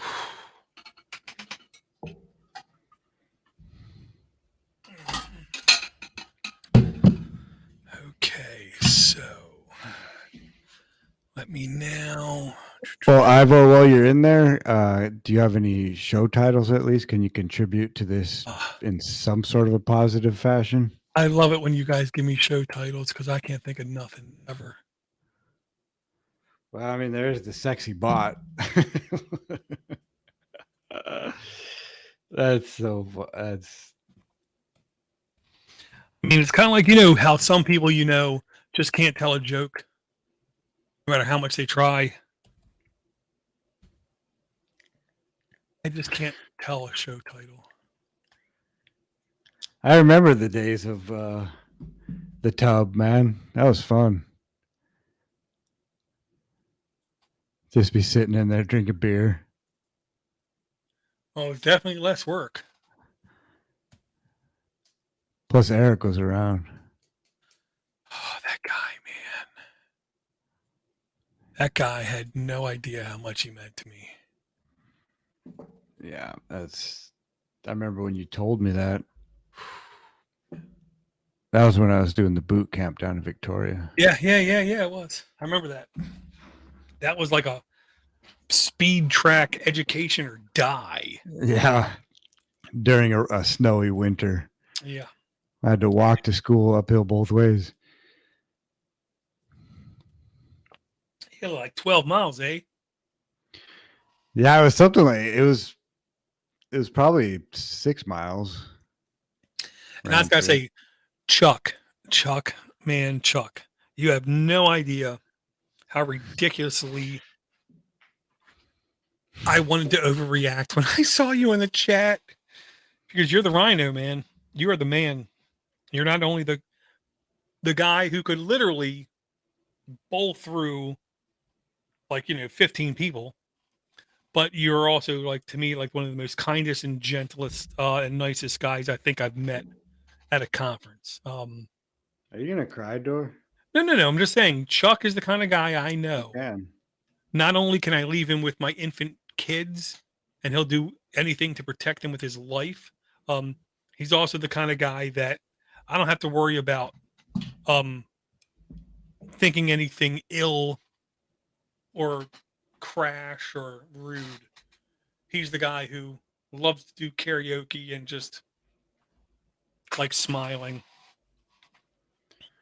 I would think I would like to hang out with Chuck. Oh my God, yeah, Chuck's a great guy. From, I believe, Atlanta region, if I'm not mistaken. Somewhere down in Georgia. Well, not everybody's perfect. I know I say Georgia like I'm a Marylander, because I don't know how a Georgia Indian would say Georgia. A Georgia Indian? Something like that. A Georgian? Sure. Georgian. Exactly. That's my problem. Oh, I so want to call out of work tomorrow. I'd do it. I know I should. I'm supposed to be in the testing room half a day tomorrow, sitting with testers. Testers and testes? Exactly. Pointing and saying, "You're doing it wrong.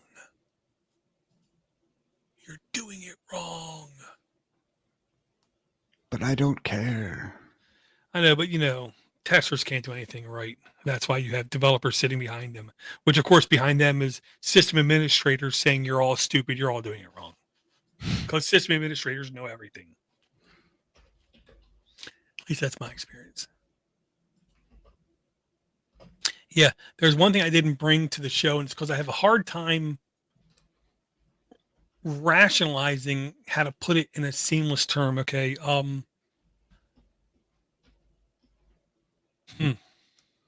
I haven't seen this done anywhere before, okay? Qualcomm Snapdragon is looking at creating an application. I don't even know what it's called. No, not a ecosystem where it's like a trusted connection between other Snapdragon devices to where you'll be able to secretly communicate and have information go back and forth only between Snapdragon devices. I put the link in the chat for this. This is the kind of thing I have a really hard time digesting. But It's called Snapdragon Seamless. Will unify all your Qualcomm devices under a single umbrella.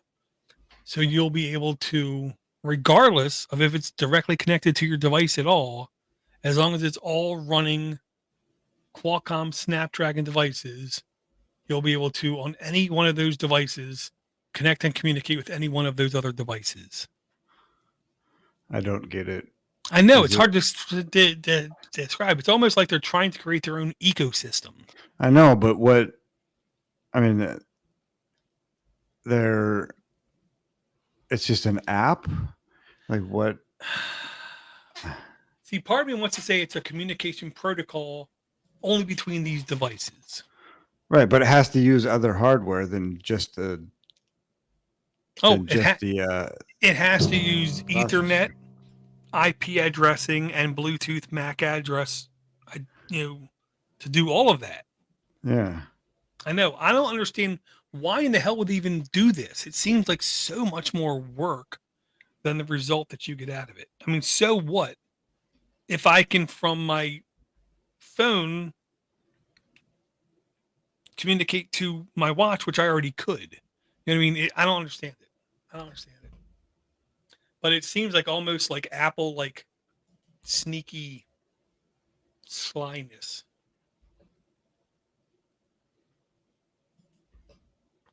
Yeah.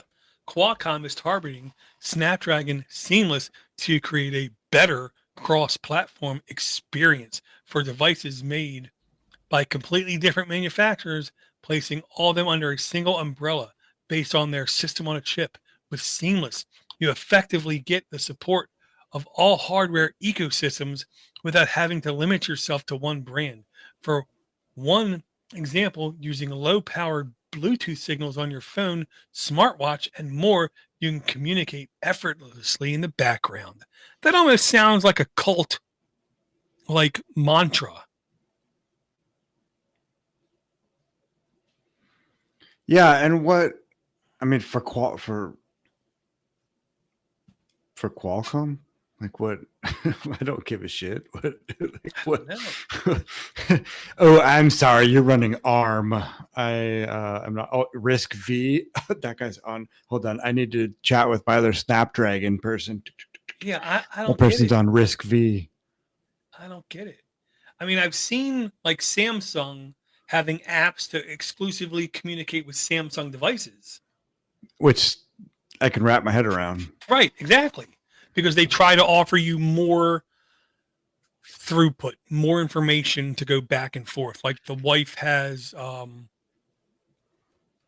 Buds.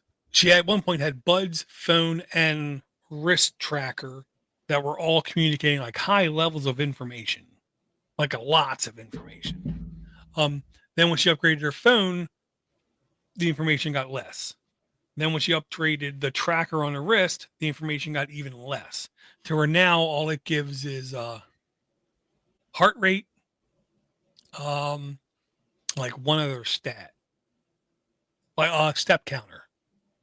And that's the only thing she can now get from the wrist tracker because it's not, in the same line as the phone or whatever. Because she has a Pixel. I want to say it's a Xiaomi band or a Samsung band.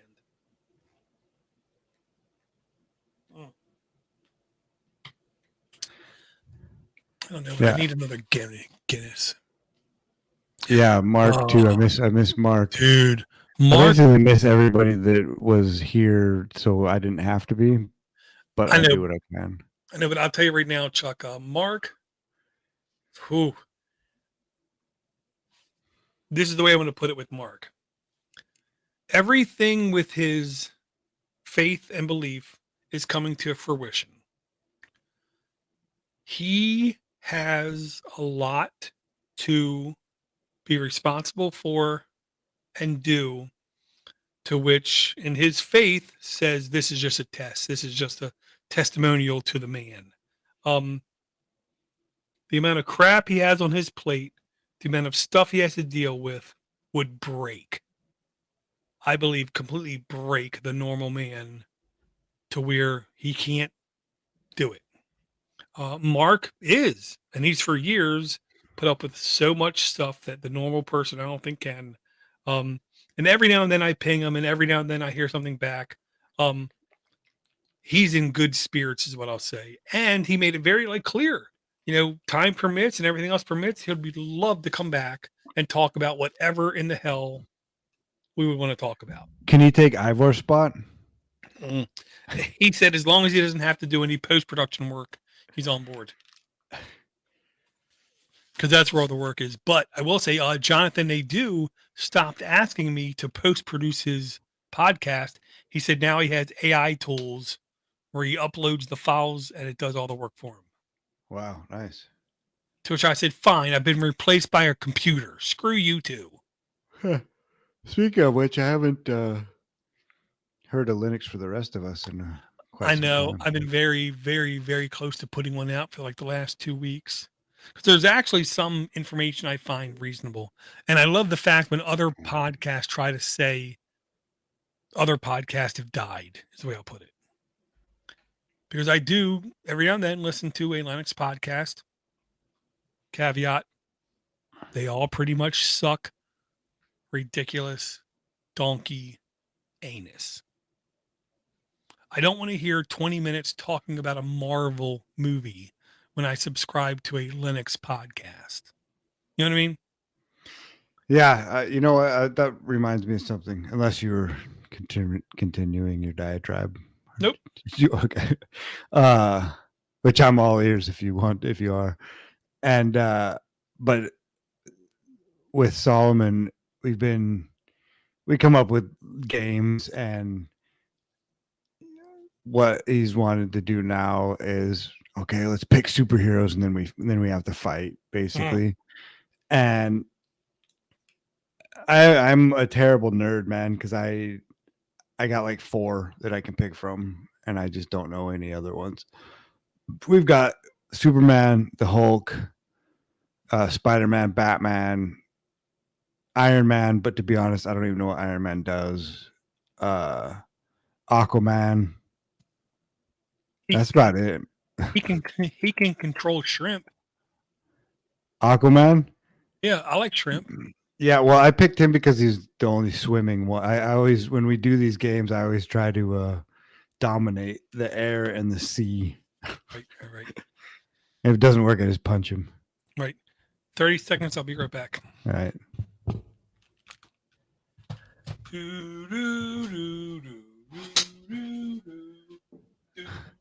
Thanks, Chuck. I'd like to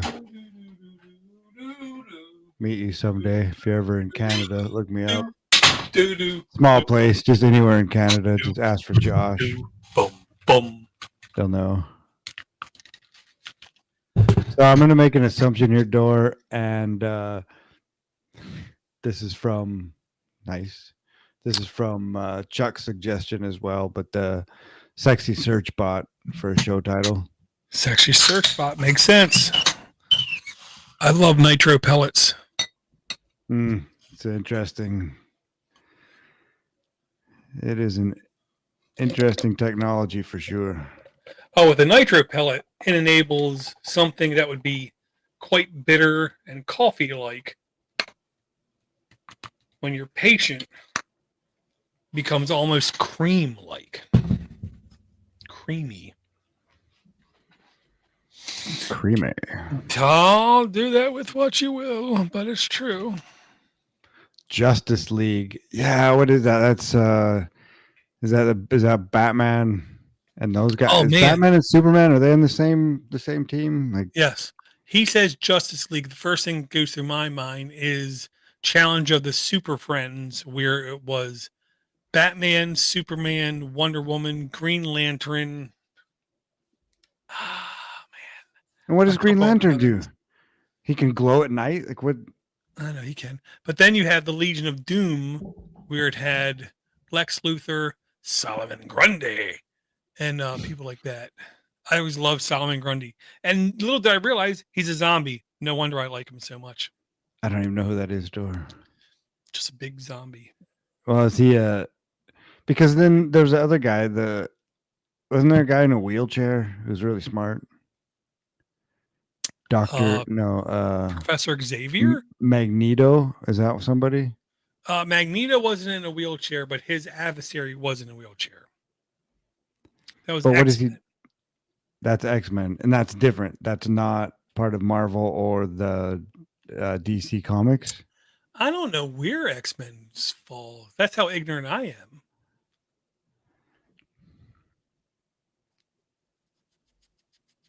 Yeah, I don't know. I don't know which camp that falls in, but it has to be one or the other. DC or Marvel. I just don't know which one it is. That's how absolutely ignorant I am towards superhero stuff. But I'm generally interested in Green Lantern. What does he have a superpower or? Oh yeah. Green Lantern has the ring that was bestowed upon him that needs to be recharged by the Lantern, but that ring has the power to take anything in his mind and make it physically real in front of him. So is that a superhero? In some ways, he could be the most powerful superhero that ever existed because all he has to do is imagine it. But his critical downfall is the color yellow, which means you can just pee on him and just make him nothing, I guess. Really? What, the color yellow? Well, he's green, and Sinistar, which is his nemesis, is the color yellow. That's what I'll say. I don't know. I just know if you take a look at the early Green Lantern comics, there was questionable sexuality going on there. Oh, Batman and Robin. I mean, come on now. Yeah, okay. Boy Wonder. That's right. Had Alfred always cleaning up the mess. Oh, he was good at something. But yeah, the early Green Lantern comics, his cohort, who was completely human and normal, would hop on his back. And he would fly with the guy on his back, and it literally looked like ambiguously gay duo from Saturday Night Live. In hindsight, is the way I'll put it. But yeah, Professor X was a spinoff of Spider-Man? Really? I had no idea, Chuck. Which Spider-Man is definitely in the MCU because he was part of the horrible Avengers movies where they really made his character to be so low and weak, where his character was so cocky and quick-witted. Man, that was the whole reason I loved Spider-Man as a kid. He was so quick-witted. He would insult you in half a second. You wouldn't even see it coming. And then he would just laugh it off. I have another question about Green Lantern. Is he really a superhero, or is the ring the superhero? Well, the ring is... Can it be removed? Oh, yeah. So if he loses that, he's just another tool that walks around into... So is there another superhero that relies on a physical object? Iron Man. Does he do... like? He's just a dude, right? With a suit? Or is that he's like Batman. Yeah, like Batman too. Yeah, I mean, cool. You know karate, but it's not really superhero status. Well, it's his utter devotement to vengeance, which makes Batman, Batman. And with Iron Man, it's his utter devotion to technology to improve himself that makes him a superhero. So if you take away the Iron Man suit, you still have a genius behind it. But yeah, I don't know if I'd call him a superhero. Underdog. Well, Underdog was driven by pills. He was a drug addict. And? You remember him? No. I remember Underdog, the cartoon. Yeah, there is no need to fear. Underdog is here. Yeah, exactly. Is that he would open up his ring and take the pill and bang. Yeah, it was like the ultimate expression of drugs. I remember that. Should write a song about it. They did. It's called Puff the Magic Dragon.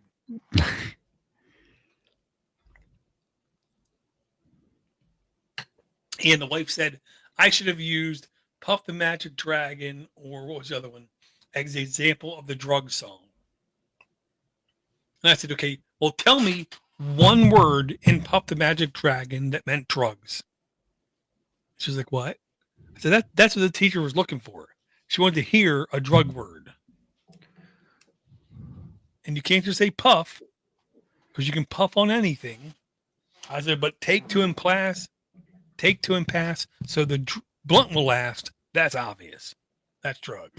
Yeah, well, so is cocaine. Oh, you're right. You're Eric right. That Clapton, would have been man. a great one. Clapton, man. That would have been a perfect example. Damn, I didn't think Doesn't get much more blatant than that. It doesn't. I was trying to think of like Beatles songs, and like, no, all Beatles songs are like Norwegian Wood, like obscure. Yeah, right. The Glass Onion. Glass Onion. Okay. Mm-hmm. Yeah, obscure. Definitely obscure. It's hard to like say that there is a drug. Mm. Jackie Paper and Sinestro. Sinestro says red and Jackie Paper. Yeah. Sinestro was the yellow guy from Green. Oh. And honestly, the casting in the movie of him was perfect. He looked great. The movie was horrible, but you know. Yeah, I thank you for that brief description, because I have no idea what the Green Lantern. Why is he called the Green Lantern? Well, because the lantern was green and it was a lantern. But that was it's not a ring, it's a lantern that gives me lantern power? is where you had to say the oath to recharge the ring. Oh my god. The ring had a battery meter. Was it lithium ion, or is it I just guess like so. triple A's, or what? It was one of the few Ryan Reynolds movies that completely like collapsed in on itself. The casting of the female lead was so bad. Oh God, it was so bad. It could have been so good, is what I'll say. It had so much potential, but it was one of the worst Ryan Reynolds movies I think I've ever seen in my life.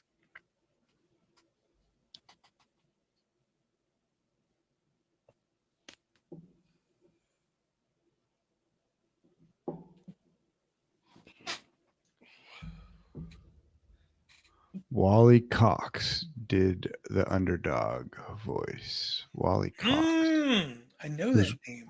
Who's Wally Cox? I know that name. I can't tell you where you're from though.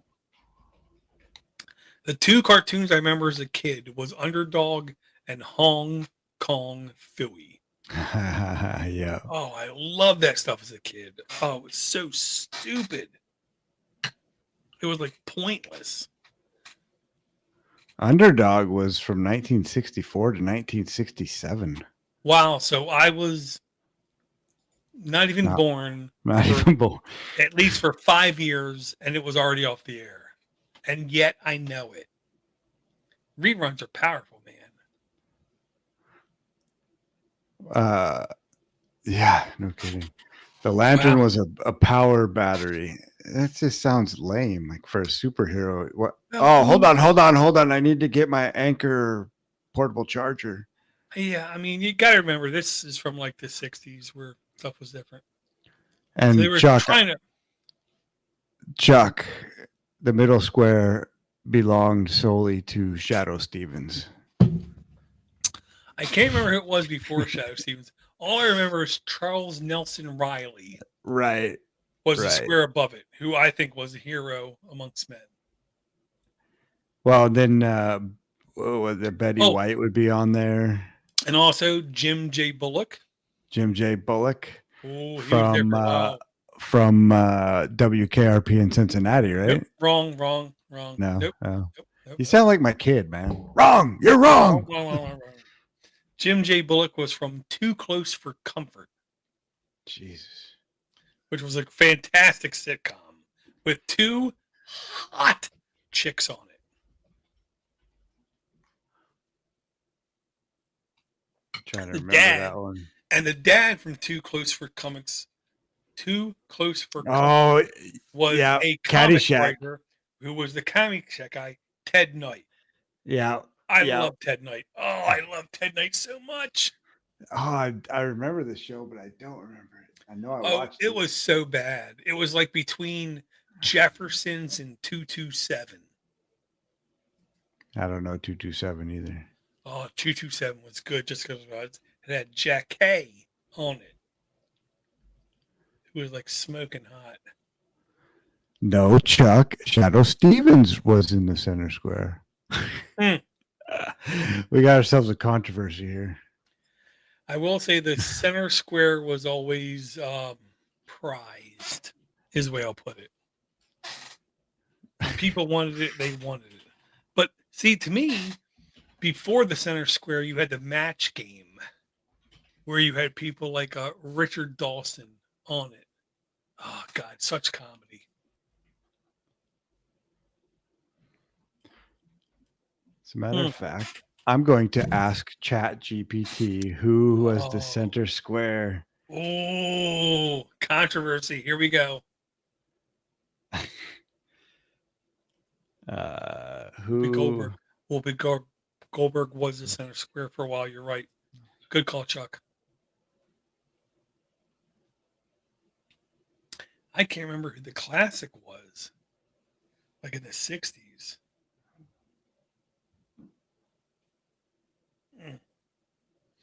I mean, that was Susanna like, Summers was on there too. oh, yeah, I bet. Right? She was, yeah.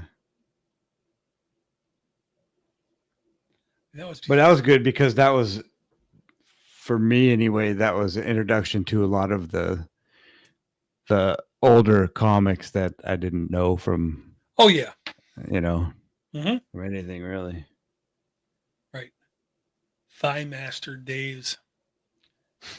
She just passed away last week, I want to say. Suzanne Summers did? Yeah. Was it a thigh master injury? No, like a decade battle with breast cancer. Which, this is 2023. You shouldn't battle for a decade with breast cancer. I thought we had a lot of that figured out. But I guess I'm wrong. It says here that Paul Lynde was the first one. Paul Lynde with a little scarf, and Paul Lynde with. Oh, is that guy? Paul Lynde was fabulous. He was so funny. Oh my God, he was. I do remember him, Paul Lynde. Yes, I can picture him. Oh man, such a comedy guy. Such a comedy guy. And yeah, the match game. Now, who's the first to tell me who was the host of the match game wins a prize? Was one of the best shows ever, but to win bonus prizes, tell me who was the head writer of the game show, The Match Game. I bet Merv Griffith. I bet you nobody knows both answers. Is what I'm saying. Merv Griffith. Because that's an obscure thing. To me, like classic game shows were one of the most best forms of entertainment because it relied on people being people, whether it was Family Feud, Joker's Wild, or any of those games. It was just good stuff. Yeah, Let's Make a Deal. Let's Make a Deal. Who was the host of that? Merv Griffith. Nope. No, he actually had Linkletter. No, it wasn't Linkletter. He actually has a mathematical theorem named after him because there was the door 1, door 2, door 3. Oh, Pythagorean. Oh, you're getting close. You're getting close. Chuck got and Red also got Gene Rayburn. He was the host with the extremely long microphone handing out of his hand that he talked with. And he was the most charismatic mofo in game show history. But now, if you Google it, I'll know it. Who it was the head writer of the match game. Okay, yeah. The Monty Hall was the host of the show you just mentioned. Let's Make a Deal. Let's Make a Deal. Monty Hall. And the Monty Hall theorem goes, if I offer you 1, 2, and 3, go ahead, pick one, Josh. 1, 2, or 3. 2. 2. You take 2. And I say, okay, now let's just say, now I ask you a question. Do you want to change your choice to door 1 or door 3. Yes. Well, now you think my odds are an even 33 and a third, right? Because there was only 3 choices. I picked one. Now you're asking me to pick one of the other 2. So it's an even 33 and a third choice. But in actuality, wrong. If he offers you the choice, that means you have the 50-50 chance. And you should always pick the new choice. It's one of those things that makes no sense, but on mathematical theorem, the Monty Hall, if you literally go to Wikipedia and look at Monty Hall, you'll see the Monty Hall theorem, where it's the mathematical principle where if someone offers you 3 choices, then after you choose yours, they offer you 2, you always change your choice. And no one has spoken up in the chat on who was the head writer of the match game. And I knew who was the match writer of the match game literally back in the 80s when they tried to bring it back with again. Jim J. Bullock was one of the main guys. And the main writer of the match game was Dick DiBartolo, which I'm sure I say that and it means nothing to anybody. But I'll tell you this. Dick DiBartolo was one of the head writers of Mad Magazine. And when he was given the show The Match Game, I want to say the first season was 12 episodes. 10 episodes in, if you watch that first season, it's unbelievably straight. You know, what would you call your dog blank? Like non-risque questions. After 10 episodes, he was told the show was canceled. So then he started doing more innuendos in his questions. And in the last like 2 or 3 episodes, they gained like 800% viewership. So then they were granted season 2 to where Dick DiBartolo kept with insinuating questions like, Where's the craziest place you had whoopee? Right, exactly. Or where in your bedroom does the sex go to or from? You know what I mean? Like questions like that, because it drove ingenuitive answers and Sex people. sells. Right, exactly. Sex always sells. And Dick DiBartolo did do a podcast with Leo Laporte. I don't think it's still published anymore. Where he went through all that old stuff. Oh my God, it was good stuff. Good stuff. Dick DiBartolo, if you ever enjoyed Mad Magazine and you didn't watch the match game, you lost out on a lot of entertainment value. Good stuff. Great stuff. Yeah, I don't know. I'm Leo Laporte is one of the people that I know of that there's some weird juxtaposition in my head because I like him and I don't like him at the same time. I know. Yep. I want to give him as much love and support as I can. At the same token, he's kind of slutty. Oh, he's very slutty. That may be the... I know. I don't want to say very. But... Well, if he's genuine, then... I mean, he knows how to pop into a read, that's for sure. You can be both slutty and be good at popping in a read. Well, yeah, that's part of it. Yeah, right. And I'll say this, the work he's put into the industry, I don't know who can compete with his legacy on what he's done. At the same token, doesn't mean I have to love him, respect him, or like him. You know, some of his stuff is a bit hoary, but he's more successful than me. The only thing I listen to is Security Now. Oh, Gibson. How can you not listen to Gibson? He's one of the Yeah. few guys who keeps everything completely real from beginning to end, and just knows speaks it. truth.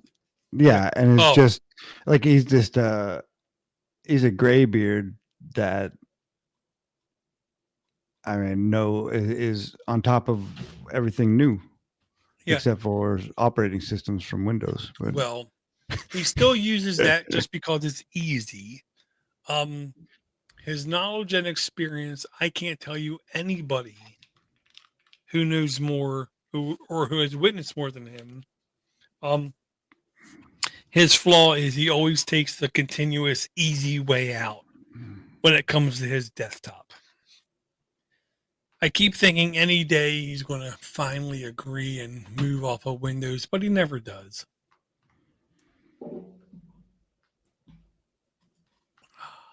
Yeah. Chuck Green, thank you. The podcast was called The Daily Gizwiz. And even if you go back and start listening to episode 1, you very soon realize none of them are time-based and are still as relevant today as they were like 9 years ago when you started, is what I'm going to say. That's my guess, 9 years. so that's Gizwiz and not Jizzwiz because that's different. Hmm. We're definitely getting sexy search bot now. Completely different.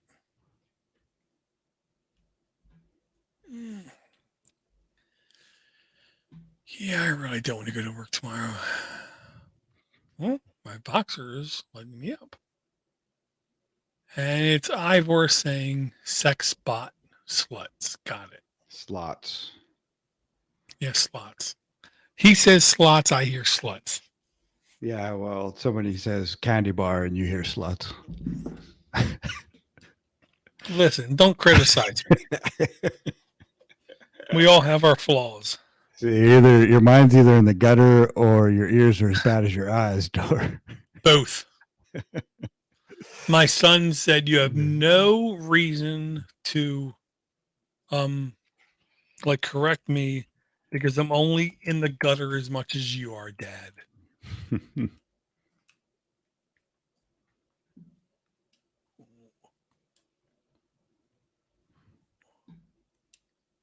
I still haven't bought a Raspberry 5. Is it out yet? No, you can only pre-order. They're pushing that pre-order something like viciously hard. Yeah. I don't want to. There are other boards more powerful.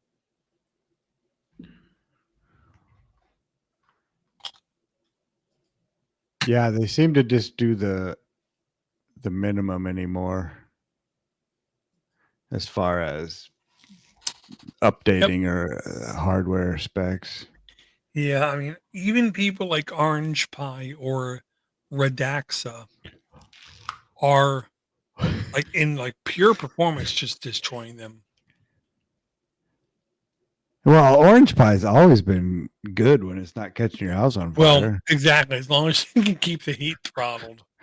Well, and like finding a distro that'll run on it. Well, I mean, you can always run Android. Debian will always run, but the question is, does that version of Debian support what you want to run? Oh, whoa. Oh, my goodness. Somebody has something to say about mesh I take networks, back everything I said. Here I am. Show's over, Everything you man. said, The especially New about Zealand gun. blacks are the best. The all black store. The all blacks Yeah, rule you're everything. gonna get yourself in Everything- real trouble. Everything else is wankified. New Zealand blacks. are my favorite. Wankified. They're completely wankified. They don't know they even compete. They're like Aussies.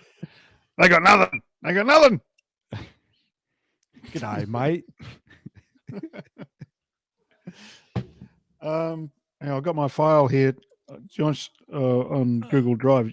Do you want me to send you the link That for would be just on the awesome. chat, or should No. I just? He'll Whatever guess it. is the way I can access it when I'm more sober. So 2 weeks AKA from now, email would maybe. be best. Okay, all right. It's on its way to you now. Door. There we go. Leo. Yeah, the Pi Zero for certain use cases, but now it almost seems like an ESP32 board will do what a Raspberry Pi Zero will do. And there are other, I want to say the Redaxa Zero, and even Orange Pi has a Zero that's like 3 times as powerful. Okay, good chat, guys. I'll see you later. Bitcoin Noster, Bitcoin Noster. Raspberry Pi. Yes, things were going so much smoother when you weren't here. Yeah, no, they always do. But we didn't get much Noster talk. Hey, Dor. We didn't get much Noster talk in this time. You guys still enjoying Noster? I peek in every now and then. I have to say I'm getting a little bit tired of it. Some guy's trying to sell me a Bitcoin investment service where he takes 20% of everything he makes for me. So block him. Yeah, I know, but it's just it's the same problem I have with any social media. But a lot of it's good. I get more good than bad. Put it that way. Well, yeah, all social media requires you to put time in to block and kick people before you find the actual goodness. And that's the one like fatal flaw. Because as soon as you become lackadaisical is when complete crap just keeps rising to the surface. Yeah, exactly. Yeah. But that's where the block button done. Don't see him again. Yeah, that's what I do normally. But I'm having fun with this guy. I told him I've only got a couple of 100,000 in liquidity, and my yacht needs a new engine soon. So might have to consider carefully how much I want to put into Bitcoin. Is this promising returns of over 200% a day? A die. 24 hours a die. Kickboxing 24 hours a die. Exactly. Was this on DMs or what do you? Yeah, it's direct messaging me. Yeah. Bastard. I mean, it sounds pretty legit. I'm pretty sure I'm that so his uncle is our judicial system.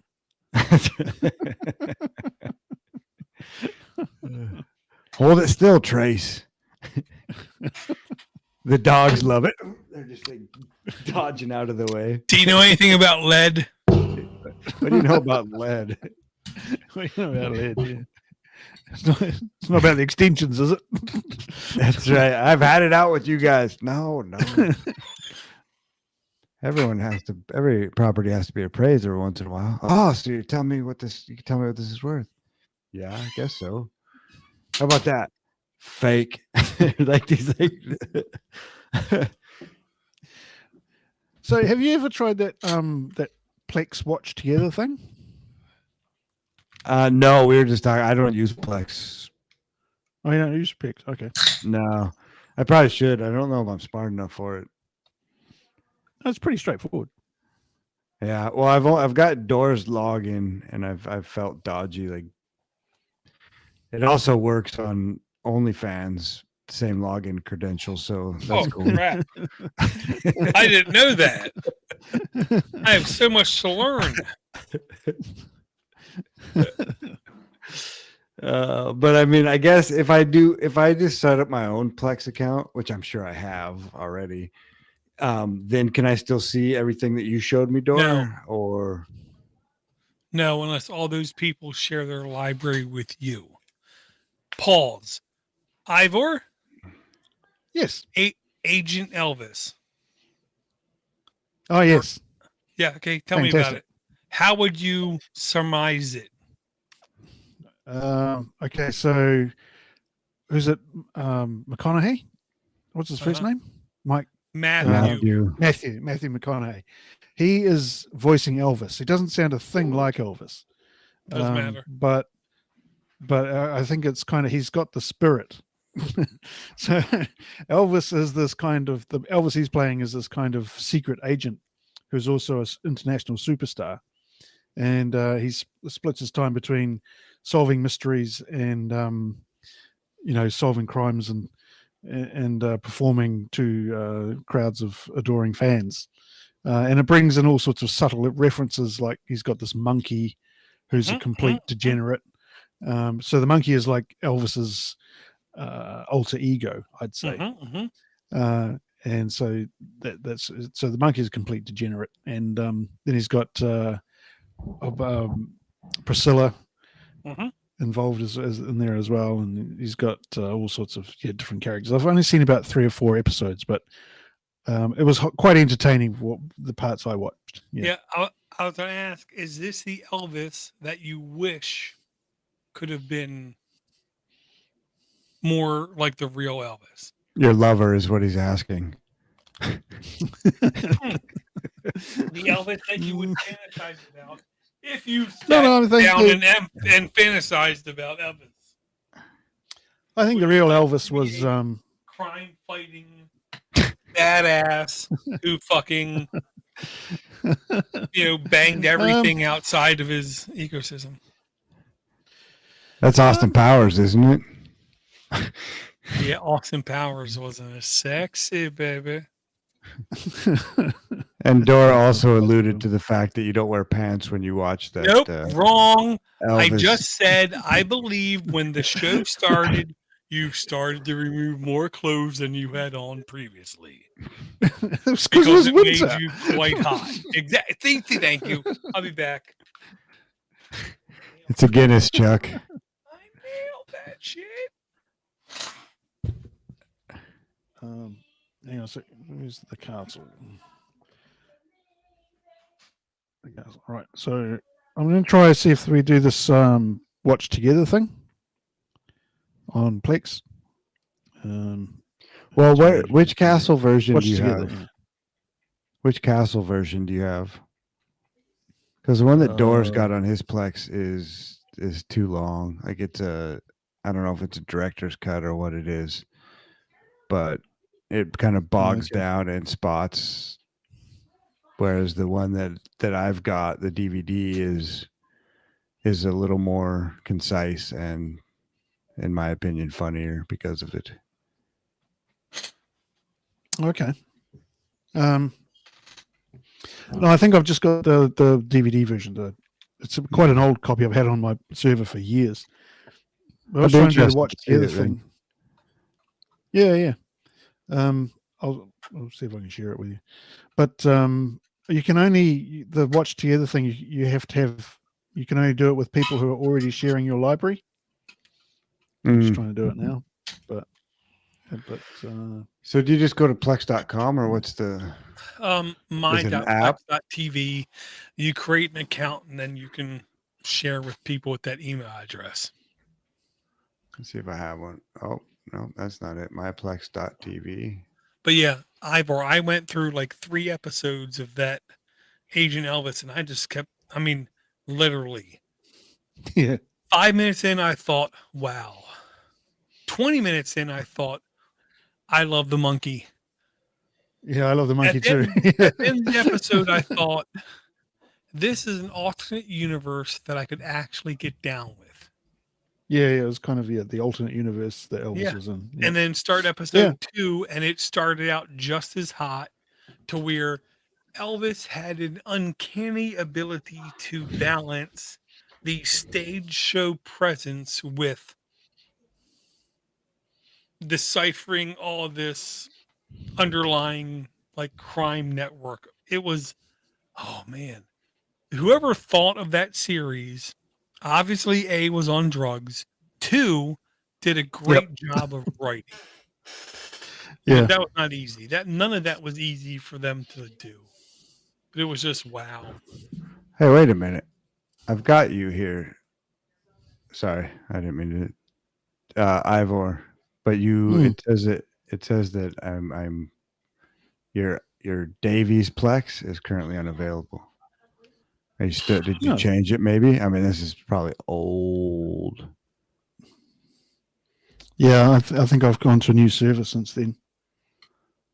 So how do we? Can you share with me? And then Dora, so are you using Doors? Oh wait, no. Hold on. Oh no, I've got 2 for you. Davy's Plex server. One of them is old, so I don't know how to get rid of that. Okay. Nice. Oh, that's weird. The beer I was drinking is quite literally Guinness with the Guinness Drought with the nitro pellet, to where you have to be very careful on how you pour it into the correct stein, and then you let it sit. And quite honestly, the longer you let it sit, the more creamy and the less bitter coffee-like it tastes. Is there a way in Plex to like filter out all of Ivor's gay porn, or do I have to look through all of it? Yeah, that seems quite difficult. To search through his.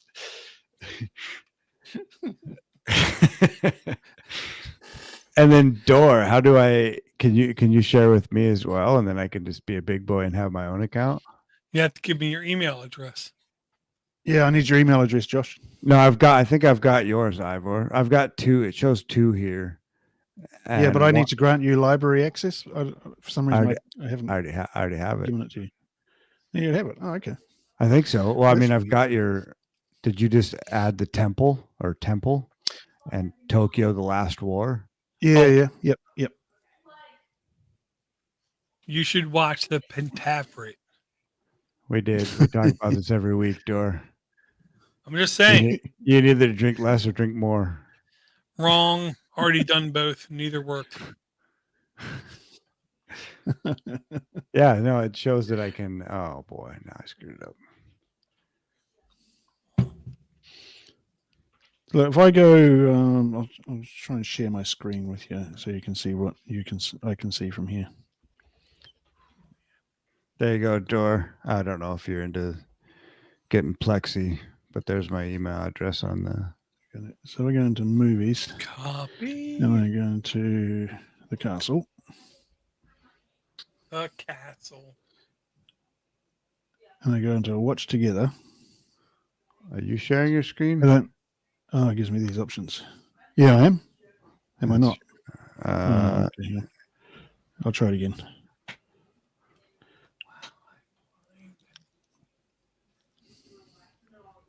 Oh, we've already done Plex. So yeah. Okay. How's that? Okay. Ooh. Yeah, into the recursion. Yeah, exactly. Shouldn't be doing that. I've already told the.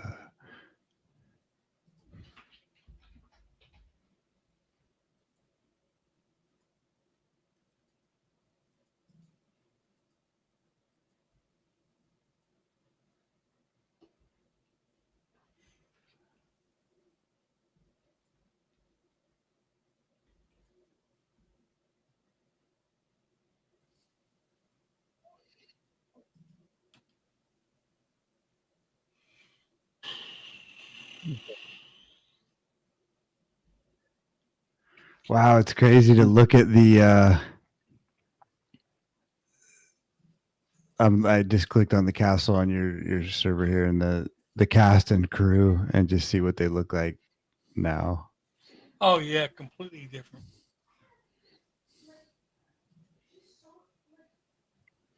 Where am I going? Okay. So is that you, Josh? MI6713? MI6 is correct, but There we go. no, JO13. Yeah, up go. there, JO, that one. Okay. So can I change that or what? Let's see. Bam. You should be getting an email from me.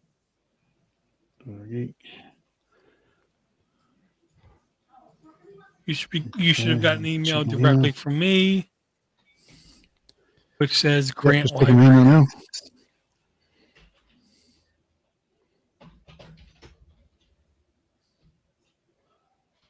Oh, the castle. Oh my god. Yeah, I had to go to manage library access under Plex and then add your email address.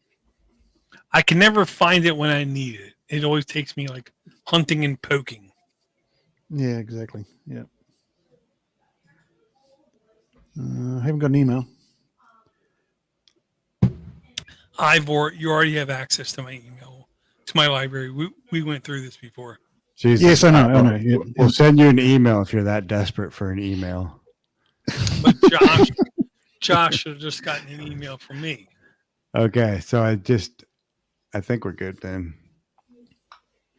I don't see you on here. We're friends. Does that count? I don't even have any connected servers.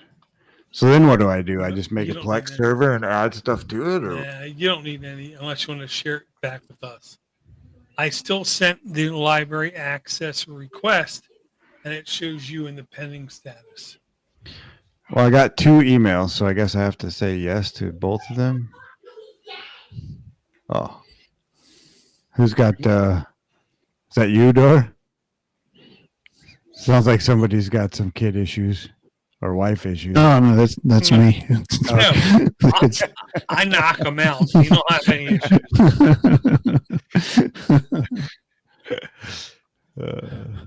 Okay. So you guys should have got an invite from me to watch the castle. Via what? Email? Probably email. Still trying to get to Doors. You know how to do it? Yeah, there it is. It showed up. Yep. I'm not really sure why this one. Your other one is all messed up, Ivor. Try to reconnect. How about I just delete it? How do I do that? Oh, you can't.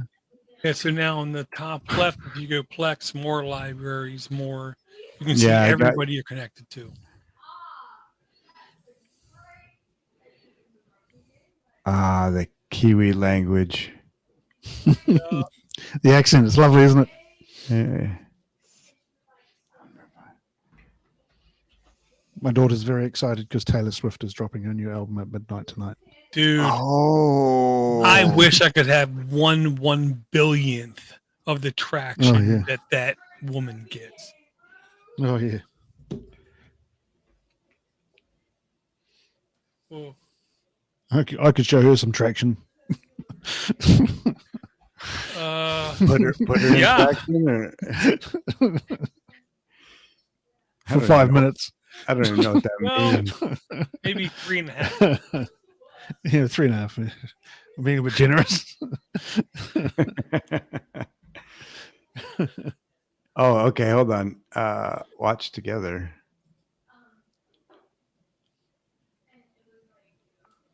It says watch together under it. So is it starting for you? Oh, yeah, it is. Yep, it's starting now. That's one of my favorite starts to a show. Just those words there, because I know that the castle's coming. Walking Dog Productions. This is my favorite part. Do you know this part? You must be really, really great to watch movies with, Josh. What's going to happen now? I don't know. We're literally watching the same movie for the first time. What's going to happen now? Shut up. I haven't seen this one before.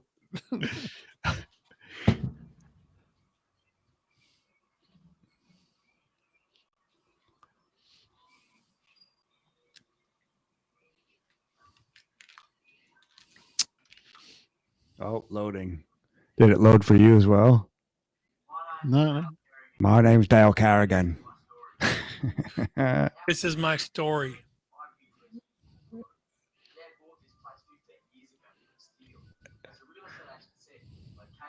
It's worth almost as much today as it was when he bought it.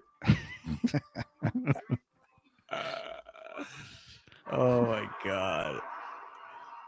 Good stuff. Look at how thin that hose is. Last night. Didn't take off though. Never got up.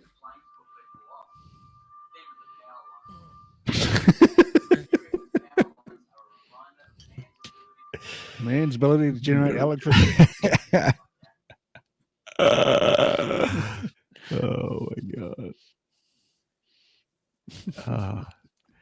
So brilliant. That's what I always say when I see the wind. We got these windmills. Oh yeah. Turbines on the hill. He's always remind me of man's ability to generate electricity.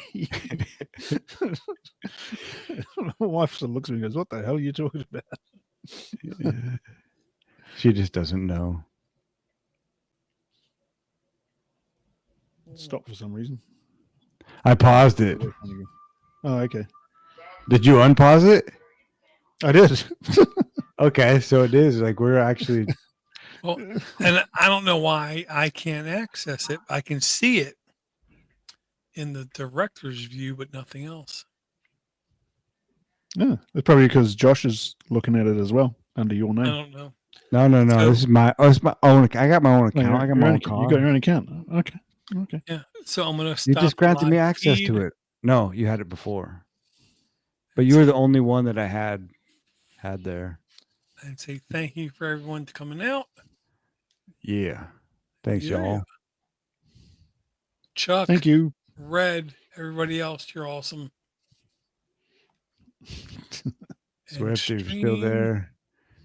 Ivor's okay. brother. Stream